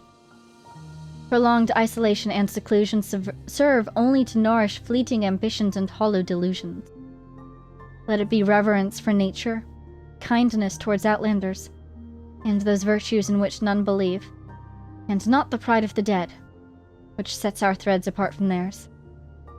Only then will there never again be another Lovia, or another me. Decades from now, a new moon goddess will be born. The irony of it. Lovia's long and desperate quest was, in the end, for nothing. Even if Blank had borne the sacred heir as foretold, and not the man who abducted my sister. The one who should have been our sovereign would only have created even greater chaos in Snezhnaya. The birth of the new moon had nothing to do with anything she did. She could not even foresee the coming of that maiden, nor did she know that the Holy Throne had never truly been broken. I do not know if I will live to see that moment, for my own thread is hidden from my sight. But I pray that I will not. Those tainted by sin do not deserve to witness the moon's pure light. In any case, people must come to believe that the new moon takes delight only in kindness, friendship, and mutual aid. That no other prayer or sacrifice will ever please our goddess. This is what they must believe, because if they do not, then no matter how noble the ideal, it will only wither and fade into the filth that lies beneath the moon. The threads of the gods are too bright for me to follow, and I cannot see where she is headed. But at the very least, the Frostmoon Scions, who have been redeemed in her name, must ensure that the power of choice remains hers alone. No one should ever seek repayment or reward from her. And she must never be molded into the perfect deity others wish her to become. Daughter of the Frost Moon, maiden of the new moon, may she one day behold the dream of true happiness. And may the Frost Moon never forgive my sins, for I have cursed her name more times than I can count. Wow. Wow. So much in here. So it seems like Lovia maybe was the one who could see fate, or had an even greater talent for it. The countless threads of fate that Lovia once let me glimpse by mistake. So she saw, basically, it seems like all the stuff that happened all over the world, I think. Because she references Gurabad, she references the god of salt. What was her name? Havria? In Liyue. Instances where the innocents have suffered the gravest of punishments. So I'm not entirely sure what Aila did that made her think she was steeped in sin. I do think that my earlier assessment of her was just completely incorrect, which is super cool. She intentionally did all the dirty work, so that when she died, it would die with her, and the Scions would be set up for a brighter future. At least that's what she was attempting to do. Really interesting that she wanted the Scions to move forward with a faith that was supported by kindness, friendship, and mutual aid. No sacrifice. This reminds me of how the prayers that were used in Aila's time were altered before being passed down. Here we see why, you know. But it's really unfortunate. She deliberately wanted no one should ever seek repayment or reward from her. And yet it seems like she was wishing at the beginning that she would not be around when the new moon was born. And I guess she wasn't? I thought we heard that she was, but I guess she wasn't, because as soon as she was born, they did seek reward from her, and they put a lot of pressure onto her to be the perfect deity. I think that's exactly what happened. You could maybe use different words, not repayment nor reward, but they sought power from her. They sought her strength, and it cost her quite a bit. At the end here, I'm very excited to see this concrete daughter of the Frostmoon. So I think that's the relation. She's not the Frostmoon reborn or reincarnated. She is her daughter, it would seem. Maiden of the new moon. So if she's a goddess, where is her moon, I'm wondering? Like, because, with the false sky being intact, it makes things more complicated. But I wonder, is there a moon up there that she is connected to? would she be able to kind of move into one of the old moons if they were still intact? Or does she have to, like, build a moon? Again, last time we were talking about how moons are often chariots in lunar myths and such. So maybe it's something that has to be created through various ways. Who knows? I just wonder. Maiden of the new moon. Daughter of the frost moon. So would she inherit the frost moon? Anyway, super interesting. The filth that lies beneath the moon. Kind of hinting that the previous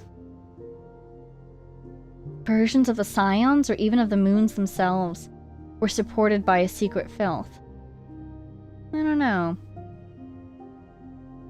Or it's like, it's underneath the moon. If we fall, we will end up in the abyss, sort of thing. Interesting. Wow, Aila. Wow. Letter for Aila. Dear Miss Aila, I am truly sorry that I was unable to stop Miss Aila in that moment. What? Oh. Dear Miss Aila, I am truly sorry that I was unable to stop Miss Alia in that moment. I wonder if that's her sister. Yet, it was through her noble sacrifice that we ultimately thwarted Rotwang? What was that? What was that? That's not the Tuonatar that we heard about. Let's write that down. Who the heck is Rotwang?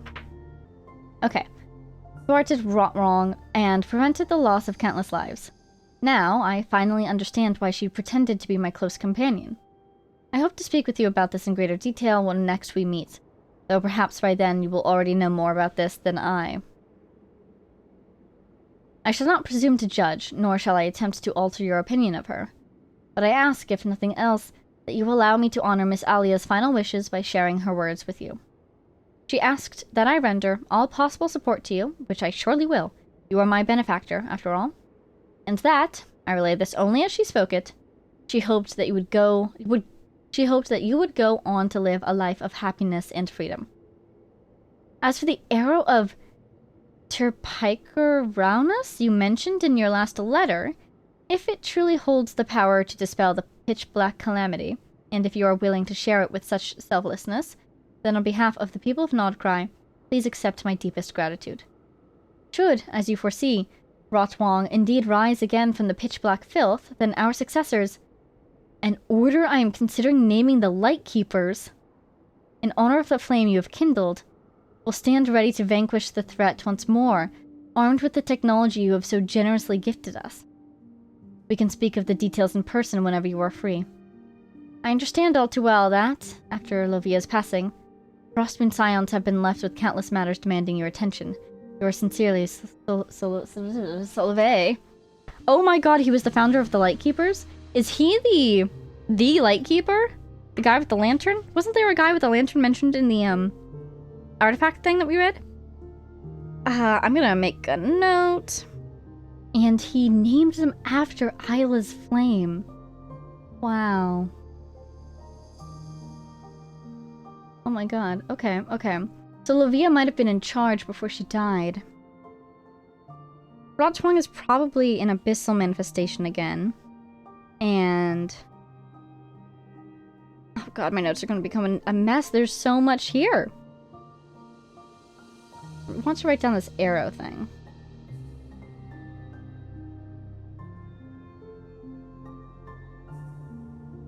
Interesting. Okay. Wow, oh my god, every single one of these has so much information. I need to go back to this one already. Because she was talking about also destruction of... yeah. So, what was born of the Frostmoon must return to all the walls, towers, fortresses, and temples must be torn down. Save for the Dragonborn Pillar. Which was, I think, what we're in right now. She wanted the Frostborn, or Frostmoon Scions to be less isolated, I think. And so she wanted to literally tear down the infrastructure that they had established before that, I guess, led to prolonged isolation and seclusion. There's something else, something about her sister. Yeah. The man who abducted my sister.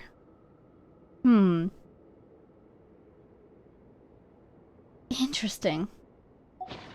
Interesting. This is wild. Oh my god. Letter for Lovia. To the most holy and venerable Lady Lovia. I pen this letter to account for the tragic event that transpired earlier. You asked that I send people to welcome the Holy Lady, and I did exactly as you instructed. But that poor girl, alas for her great beauty, failed to grasp the kindness behind your gesture, and, seized by some terrible impulse, she took her own life on the spot. For this terrible, irreparable loss, I can offer only my prayers. I pray that your compassionate goddess may ease your sorrow and keep your noble heart from breaking, despite the weight of this grief. Regarding the Sampo Mill, is this from... Who is this from? Who is this from? Regarding the Sampo Mill mentioned in your last letter, I am truly grateful for your openness and trust. Like you, I remain uninitiated in the true workings of this sacred relic. Yet, on this matter, we are of one mind. We must find another way to rouse this ancient relic and forge a paradise.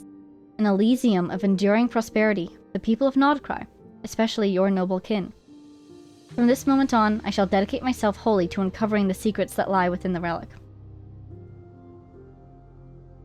As for the remaining matters, both more trivial and complex, I hope to discuss them at greater length with you soon. Until then, I ask that you accept these modest gifts as a small token of my regard and a gesture of sympathy for the loss that has touched your household. Please know that I hold your noble character in the highest esteem.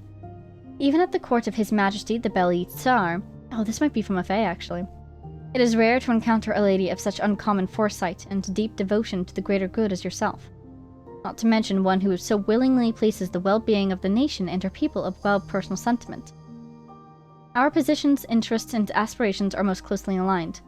As such, I greatly look forward to our future joint endeavors. Your ever steadfast friend in Ali Rotwong? What? That's not what I was expecting at all! Okay, so... The timeline of Lovia, from what Aila was saying earlier, it seems like Lovia was probably a good priestess. Something happened and then she maybe fell into the abyss. She committed a grave sin, and that's the reason for which her name is still struck to this day, right? So I wonder if... This is so bizarre. You asked that I send people to welcome the Holy Lady. And I did as you instructed. But that poor girl took her own life. So the Holy Lady, is he saying that Lovia asked him to welcome the new moon goddess? Because her threads of fate indicated that she would be born in this place at this time, and this guy had access to that place. And so she asked him to please go meet her and escort her safely here, perhaps? But she took her own life. Now, take that with a huge grain of salt. I wouldn't be surprised if this person kidnapped her and lied about her death, or if they just straight up killed her. But in any case, I wonder if Lovia's timeline is, she was a priestess trying her best, then this incident happens, that person, whoever it was, died, and she basically cracks in half. She turns to the abyss even, maybe. She tries so hard to read into fate that she gets ensnared by the darkness. I don't even know. But I wonder if this incident was the turning point in her behavior. Then again, she was already in correspondence with Rotwong, apparently. But he might have been hiding a more sinister nature from her. Or maybe he was a good person until something else happened to him. Or he could be impersonated by the Wild Hunt, who knows? Other ideas for this poor girl who died could be, instead of the Moon Maiden, or a Moon Maiden, could have been, Aaliyah? Not Aila, but Aaliyah, who I think is her sister. Because she was abducted, right? And then presumably, and then she did die. We know that she died. So maybe the Holy Lady was Aaliyah, who at the time was the leader of the Frostmoon Scions. And this guy maybe killed her. Over here, though, I wonder if this is one of the sins for which Lovia has been deliberately forgotten. Telling an outsider about the Sampo Mill. I wonder. Or even working with one to uncover its secrets. Rotwong. I have to adjust my note on Rotwong. I thought for sure he was an abyssal entity. I mean, he could be both. He could be of the court and of the abyss, maybe. Someone who has fallen to its power. Because over here, I have to go back to this note now. You mentioned Rotwrong, right? Should Rotwrong indeed rise again with the pitch black filth? Yeah. And I think Aila mentioned earlier Great Evil, like during the dialogue. So he might have been a normal person, maybe a fae, and then fell into the abyss, and then was destined to be risen again by the abyss. Who knows? We'll see. Oh my god, there's so much. Ancient Volume. According to the teachings left by the Apostle of the Golden City, all matters must be governed by reason alone, untainted by sentiment, for mortal tongues cannot articulate the sacred mysteries, and frail emotion will only profane the words of the ancestor. In service of a pure and exalted ideal, for the future of the scions of the far north, these actions are as justified as they are necessary. This decree has been approved by Lovia, humble handmaiden of the Frost Moon, and the somethingeth archpriestess since the fall of Hyperborea. Decree, oh god, what is this even? That's 100... What's M? 1,000? So, 100 before 1,000, 50, 10, 3? So 950... 63. 963? Alternative plan for the Sacred Heir selection. All of the content that follows has been erased and cannot be read. And that's an interesting note, because that was mentioned in the earlier note as well. The Sacred Heir. Did they think that the Moon Maiden might be born of their bloodline? Kind of seems like she just manifested. In accordance with the teachings of the Apostle of the Golden City, all matters concerning craftsmanship and secret rites must be recorded without the taint of personal sentiment. For mortal tongues cannot articulate sacred mysteries, and frail emotion would only profane the words of our ancestors. Do not seek to understand what lies beyond mortal intellect. Simply recite the ancient prayers with a sincere heart, so that the purity of the blessings may endure. This decree was issued by Seredne, humble handmaiden of the Frost Moon and 13th archpriestess since the fall of Hyperborea. It is not to be defied. In the name of the mistress of the Frost Moon, the ancient laws, once obscure and difficult to understand, are now set forth in clear and concise terms, lest the faithful falter or be led astray. Decree 3. Elysium and the prophecy of the Sacred Heir. Oh, thank you! Let the children of Hyperborea guard their sacred bloodline from defilement, for the heir of Elysium is destined to one day arrive. It is hereby forbidden to marry one's closest kin. That is to say, no union shall be permitted between blood relatives. It is forbidden to enter into marriage with someone from a clan that has committed blasphemy. It is forbidden to enter into marriage with someone from a clan that has taken the life of an innocent. It is forbidden to enter into marriage with someone from a clan that has broken its oath. It is forbidden to enter into marriage with someone from a clan that does not bear an antlered crown. It is forbidden to enter into marriage with someone from a clan that has committed parricide?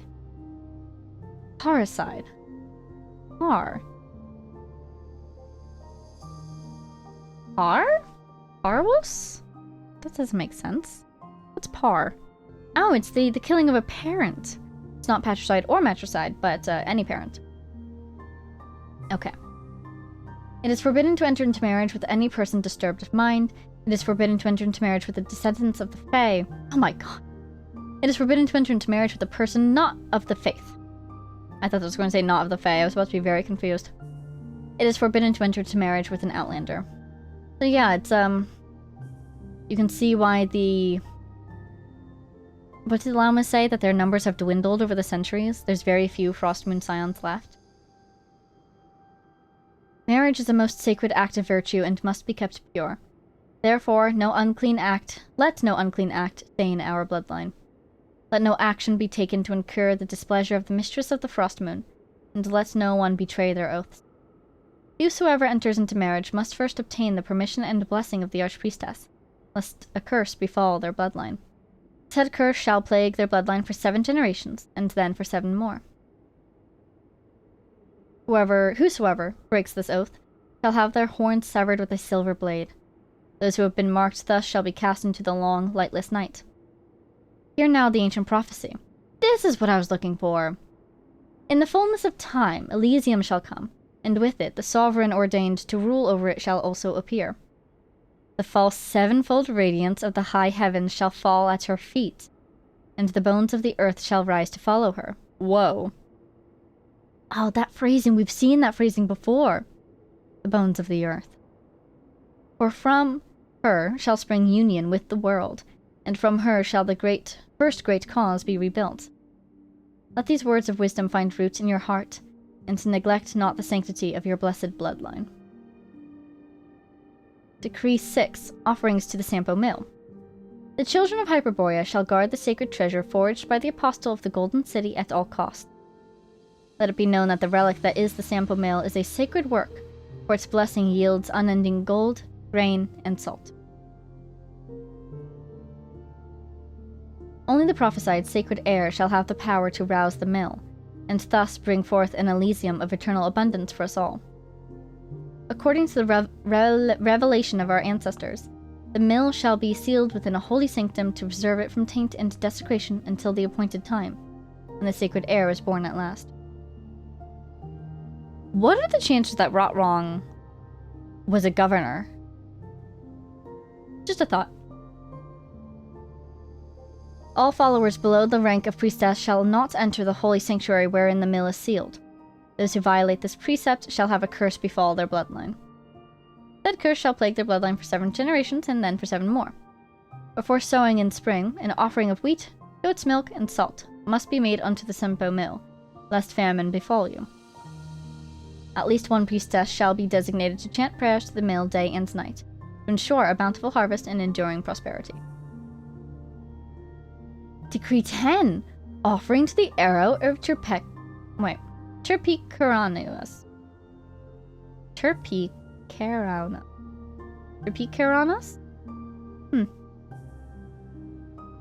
The children of Hyperborea shall revere the arrow of Terpiceranos without fail. Let it be known that this relic, forged of pure light, is a bow and arrow that can pierce the manifold darkness of the frozen night. You shall mix the sacred oils in the following manner prescribed by the rites of the ancestor. Take up a clean silver vessel freed from all dust and water, for defilement is the root of all corruption. Take the fat of a lamb, clear and pure, and warm it over a gentle fire. It must not be too hot or too cool. Do not bring it to a boil. Add sulfur, salt, sawdust, and wax in their proper order, while stirring with great care. Stir until the substances inside the vessel are of one uniform color. The number for your counting shall be 7 hours. 6 you shall not count, neither count you 8, excepting that you should count to 7. 5 and 9 are right out. Then anoint your brow and arrows with the holy oil, and your arrow shall snuff out the pitch-black foe, shattering them like plates of silver. You mix it for 7 hours? Wow. Or you mix it and then you wait for 7 hours? Wow. Alright, last one. A thick stack of papers hidden by an unknown someone in a secret compartment inside the back cover.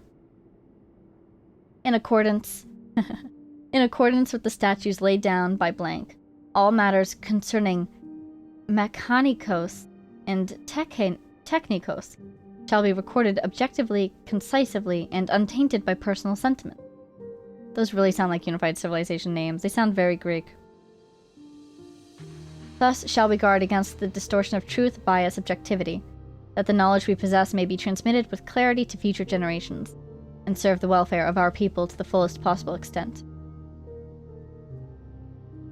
The contents of this document have been approved by Spargaparus of Haxatharasa. Rausa.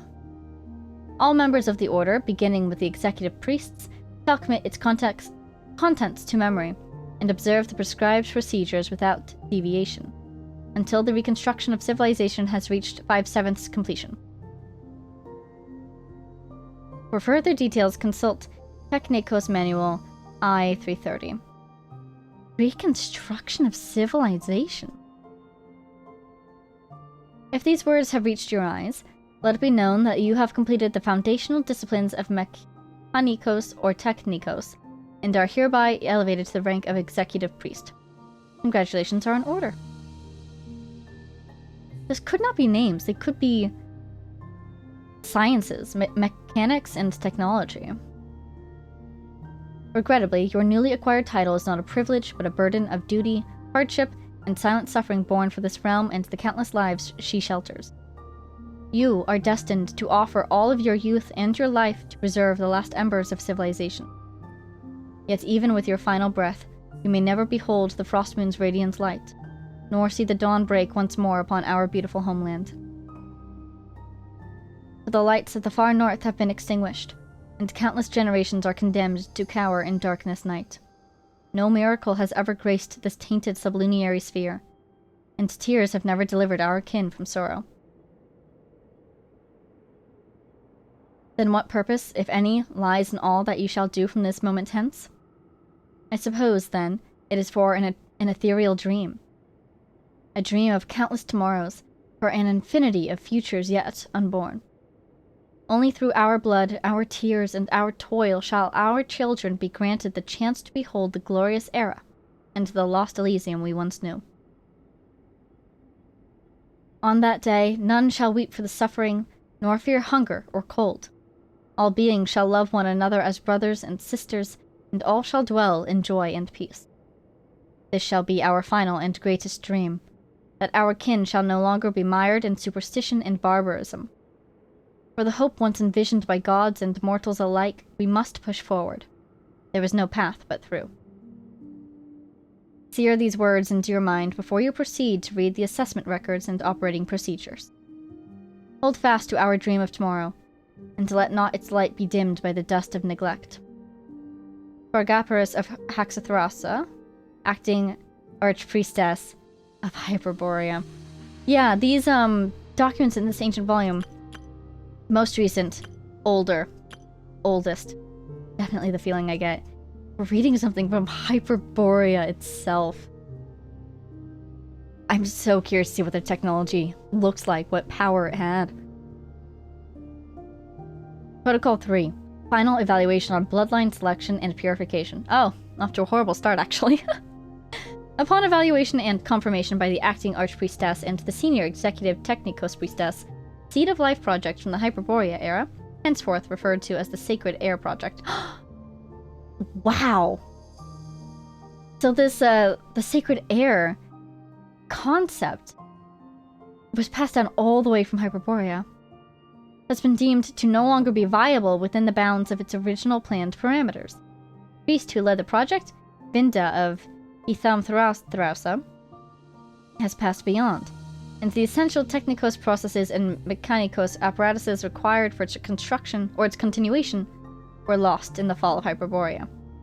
These include, but are not limited to, the process of blank cutting and modification, the process of blank creation and reconstruction, the blank and blank processes, which were of the Fae, the adaptive blank editing process. You know what my mind is putting in those blanks right now? DNA. Genes. They're talking about, like, CRISPR. Gene modification, that is. Would be my guess. Unless we want to go more fantasy with it, they could be talking about fate. And divinity. Fascinating. Because the ones that are of the Fae, what sort of powers did the Fae have, or do they have? The aforementioned technikos processes are at present irreproducible. Yes. After due deliberation, the following alternative protocol has been deemed acceptable. The purification of existing blank is to be performed through controlled artificial selection, using methods primitive and inefficient. The phenotypic stability of each generation shall be recorded. Then, from this data, the most suitable pairs for union shall be identified, and non-coercive means employed to persuade the parties to join in union. Should persuasion fail to meet the criteria detailed in Technikos Manual 090, promptly proceed to the next priority match, and continue in like fashion. To minimize risk of disease, the bloodline proximity index of all breeding pairs shall not exceed blank. Accordingly, no individual shall be joined in union if they share common ancestry within 5 generations. Yeah, it's all about the bloodline. They were really trying to do, like, manual eugenics, basically. Which is a horrible idea on all grounds. Manual or artificial up here at the top. Why would they even think this would work? I'm thinking about, you know, Nahita's origin. She just sort of appeared one day. And Columbina's origin. It seems like she just sort of appeared one day. It's just a bad idea. On all grounds. I guess it makes sense that it doesn't make sense, because it doesn't make sense. The course of action is expected to yield outcomes approaching the original objective after blank successive generations of refinement and selection. At such time, the one prophecy, the newborn sacred heir, shall arise, without the need for ritual implements, nor the forfeiture of their soul. This heir shall command the pure, unadulterated elemental forces at will, and shall at last attain fusion with the world. Note: in light of projected population growth and the limits of environmental carrying capacity, it is anticipated that the practice of widespread artificial breeding may be terminated after 7 generations. Thereafter, limited intermarriage with select outlanders may then be sanctioned. Details in the Technicos Manual I-1012. Furthermore, it is hereby affirmed that, once the continuity of civilization has been assured, the descendants of the Far North shall be granted the sovereign right to determine their own destiny. Huh. It really reminds me of the experiments that were done on the V-Shops. They're basically doing them on the humans now. But with different goals in mind. They're trying to create a person who is not controlled by the laws of the elements that the heavenly principles put into place. Someone who can command the unadulterated elemental forces. And they think that this person will then automatically become, essentially, the sacred heir by obtaining fusion with the world. I guess they were desperate. Truly desperate. But why? Is another question. Why would they... Because Hyperborea has already been destroyed by this point. They want... Hyperborea? The people of Hyperborea, did they want to overthrow the heavenly principles? At some point along here it was mentioned that the divine throne has not been destroyed, as someone thought that it had been at some point.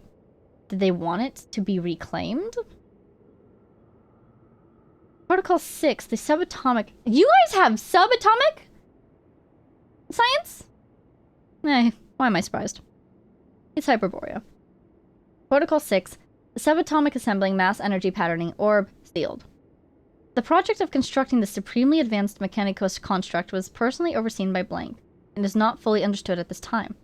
It was designed to reconstruct matter at the subatomic scale, or to transmute matter directly into stable energy, which would then be released in the form of Blank. Really reminds me of, Kokukon's plan.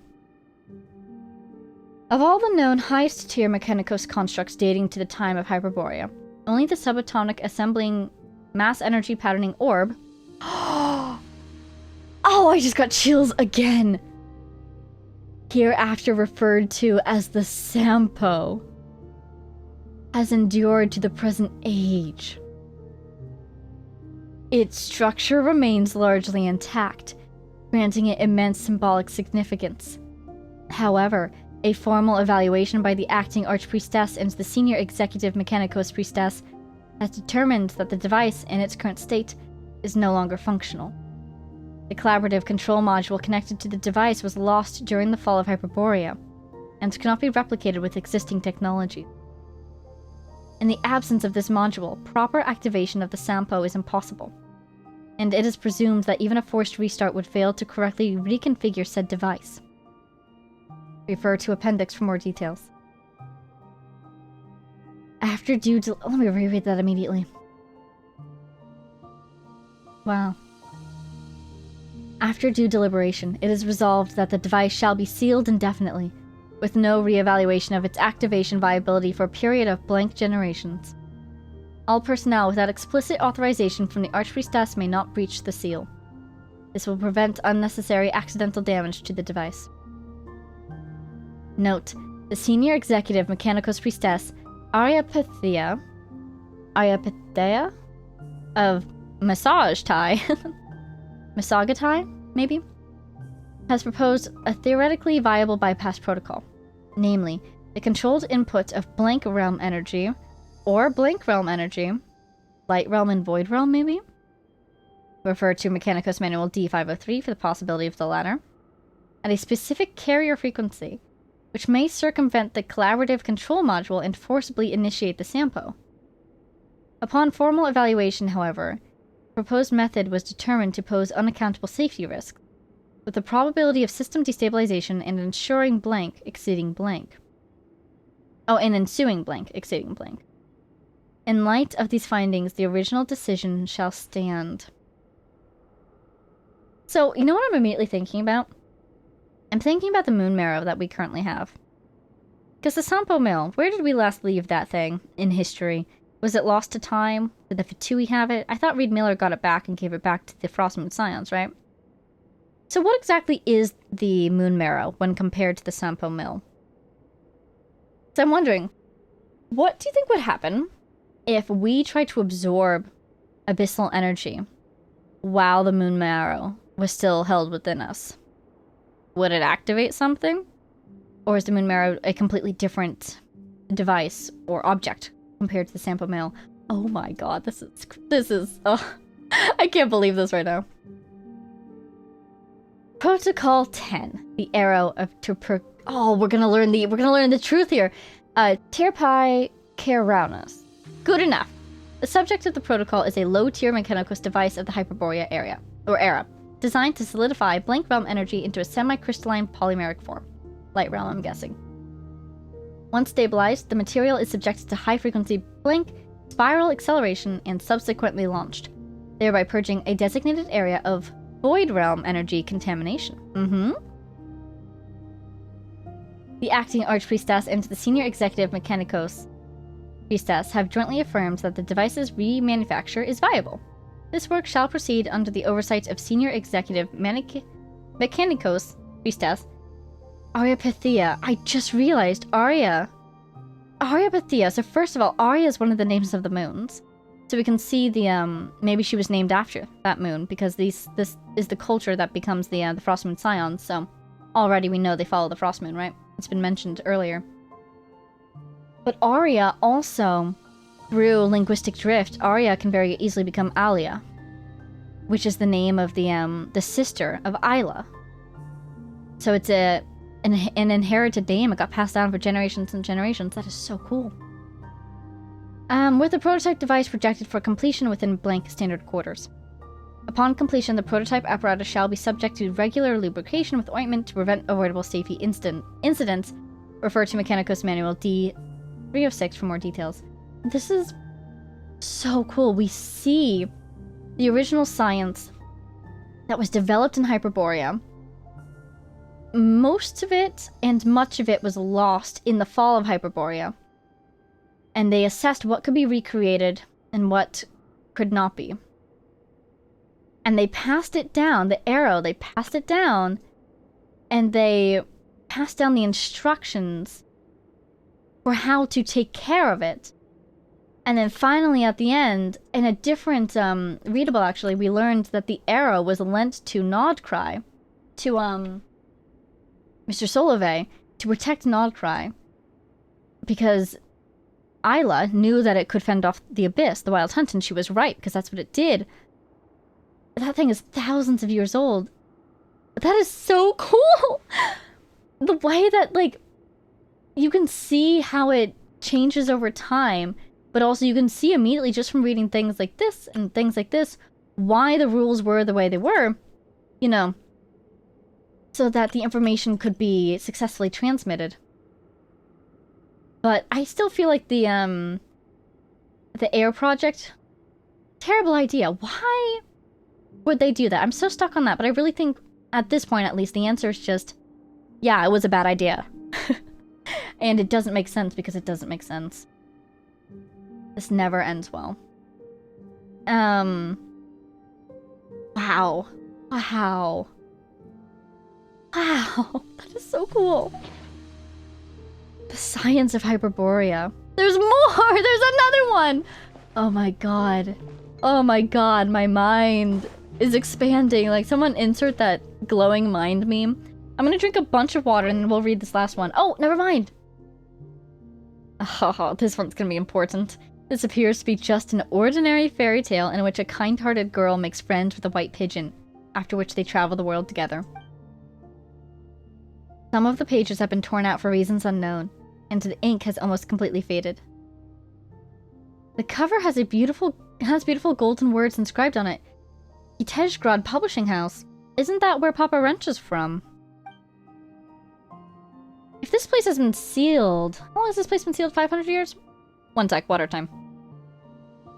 Yeah, I think this place has been sealed for 500 years, right? So I guess that makes sense. That Kitezhgrad and its publishing house could have existed at that point. Oh my god. Oh my god. My brain. My mind. My world. That's a lot of information we just got. Let's finish up this quest. Wow. Oh, look at it. It's a Nodcry craftable, right? Oh man, can I do a Paimon voice anymore? Let's see. This must be the sword Aila was talking about, right? How about it, Vega? Did you figure anything out? Not a thing. Paimon, quick. Run. The power in this sword, it's overflowing. Vega, what's happening? Hang on, your acting is terrible. You can't start laughing halfway through your own prank. Quit scaring Paimon at a time like this. Looks like we really will have to investigate this whole place, huh? But if we hang around too long, Aaron Ruth, Uncle Croto, and the others might find the entrance too. Actually, with all the noise we made just now, there's probably no one on this whole island who hasn't been drawn this way. Fine. Guess we've got no choice. We've got the sword now, and Lady Aila didn't exactly tell us what to do next.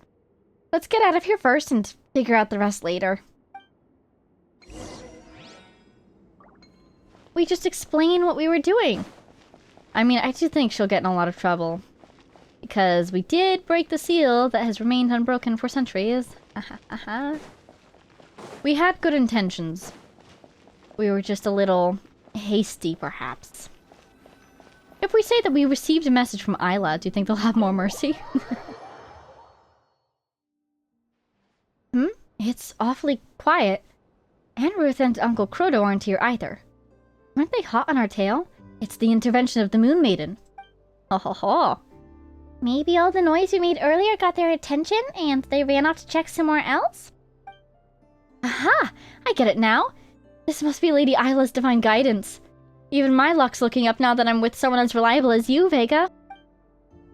Okay, save the celebration for later. You do remember you still owe everybody else an apology for the trouble you caused, right? Apology? Right, of course. Yes, of course I do. I'm not the type to get so caught up in reading Lady Aila's records that I forget everything else. Couldn't be me. I swear, by my mortal name in this sublunary sphere, that I'll give everybody a proper and heartfelt apology. It's just... I'll need to think carefully about how to phrase it first. I really like her design. Side note, blue design, silver hair, silver eyes, I love it. Oh, and while we were at work earlier, I came up with a super scientific plan. Oh, she's right behind you. She's right behind you. Since I have to apologize anyway, why don't we finish checking out the sanctum first before looking for Lady Lauma? That way, we can save time and make my eventual apology more efficient. A sound plan, I should say. See? The power of science is... Wait, huh? Aunt Rahatar, when did you get here? Ah! You scared us! We didn't mean to sneak into the court of the final first edict, it's just... Verna said... No need to explain. This place may be sealed, but it is not forbidden territory. If outsiders like you were able to enter, then perhaps it was the will of the moonlight. I really thought she was going to say, Verna has the right to be in there because she is a priestess, but we don't, because we're not. But I guess fate is looking out for us? Exactly! This is all part of the Moon Maiden's sacred guidance, just like the poems say. As for you, Vernadska, you're coming with me. The Lady Moonchanter wants to see you. In person. Huh? Wait, no. Aunt Rahatar, didn't you just say... As a priestess, you acted without permission, broke the rules, and tampered with taboos. Aside from outright murder, you flouted every major law we have. Now come. Or would you rather the Lady Moonchanter came to fetch you herself? Vega, Paimon, I'll explain everything later, I swear, but first, I'll need... Before Verna can finish her sentence, Rattata drags her off. Oh, hopefully Llama isn't too harsh on her. Well, she sure dug that grave nice and deep for herself, didn't she? Still, we've got no idea what this Lady Aila wanted us to do. But this sword she left behind? If it was meant for us, we might as well hang on to it for now. Looks like a real Frost Moon relic, anyway. Wow. Hulk up beneath the moon's oracle? The Weaver in the ossuary. Wow, wow, wow! It looks like we can go back in, which makes sense, because we do have a teleporter there. And we can go back up, too. Oh, we don't have a teleporter. This is the teleporter right here. Meeting point rewards. Oh, cool. We can go turn that in immediately. Yeah, okay. That was incredible. Seeing the history passed all the way down from Hyperborea, like, wow. That was just incredible. Like, I'm almost lightheaded. That actually might be because of all the reading that I did, but that was so cool. I think we covered everything as we went, but just to rehash some of my favorite points, because I'm still really excited. The names, the inheritance of the names, the transition from the Unified Civilization style names, into, because Hyperborea, that was Unified Civilization, right? Into the Frost Moon names, the technology and the understanding of the technology changing over time, but the intuitive understanding of the technology remaining, if you know what I mean. Incredible. Oh my god. Do we have any more time left on this banner? I'm kind of tempted to go once more. Hey, look at that. If I buy one more of these, I can do a solid 10. Let's do one more. I can't believe it. I can't... What? What? I'm at like 20! 30? I was at 24. So now, then I was at 30. So this is like 44. That's fine. It could be a win. It could be a loss. Either way, we're good. But still, that's what I wanted. I wanted more of you because you're like C2 or C3 is really good. I'm sorry. What? Who is it? It's a loss. It's been a long time since I've lost, but you know what? That works for me because that means I'm guaranteed for the next time I really want somebody. Nice. Hi, Dia. Oh my god. Ah, the adrenaline. But basically, that was so cool. And it's really interesting. After Larua, right? Larua triggers a geo-related reaction on the field, he will regain 12 ER. Or energy, that is. That's awesome. I think this is the one I'm really looking for. No, not this one. This one would be really good. And this one, oh, it's a C6. Of course it's a C6. I really wanted C6. Oh my god, wait, did we get an avatar for that? Or the world quest that we just did? We did! The other side of the Frost Moon. I think it's Aila. Wow. Oh my god, Llama's over there. I should probably talk to her, but I think we have another quest in this area. I'm still gonna hold off on talking to her because my mouth feels like it's on fire. So, basically, exciting last few seconds there, but my one remaining major question is why did Hyperborea want the new heir to arrive? Is it solely because of their dedication to the Frost Moon, their loyalty? They want the subject of their faith to be born again, essentially? Or a subject of their faith, right? Her daughter? Or, and this is kind of stemming from that mention of the throne that we briefly saw. I kind of want to go find that again. Did Hyperborea already, like this is way long ago, disagree with the Heavenly Principle's rule over this world? That would be especially interesting because, again, from Anefa, we know that there were angels present in Hyperborea. Did she call it the civilization of angels? Even in Hyperborea, millennia ago, where angels actively roamed as emissaries of the divine, they had a little bit of rebellion going on, it seems like. A little hint of it here and there in their hearts. Against the split of the elements via the heavenly principles and their control over the thrones. They even talked about, in some of the stuff we just read, about how the new moon, essentially, will stand against the 7 thrones. So, wow. I wonder how that happened. A civilization right underneath the heavenly principles' own gaze, already rebelling against them? I mean, maybe that's the answer right there. They might have had the direct attention of the heavenly principles and realized, hey, this sucks. Let's change this if we can. Alternatively, they also lived alongside the dragons more than people nowadays do. Because dragons that weren't Saurians still existed in that time. The Dragonborn, right? So maybe they saw the injustice that was the heavenly principles' subjugation of Tevat and sought to undo it themselves. Lots of possibilities there, but really fascinating. Oh my god. I hope we get to learn more about Hyperborea. I feel like we will here in Nodcry and maybe even in Shinashnaya in general. My goodness, this is so cool. I can't wait to learn more. I'm gonna call it though. I need to stop talking. So, thank you all so much for watching. I hope you enjoyed. Big shout out to our Patreon supporters: Jay Blakewood, Cornersard, Power of Chaos, Mary, Edu, G. Brilia, The Loyal Servant of Her Majesty, the Tsarita, Ruru, Axel Iron, Jake Quellen, Lunar, Mathsand, Martine, Marcus, Sal, Don't Call It, Brian, Warp, Summer, and all of our anonymous patrons.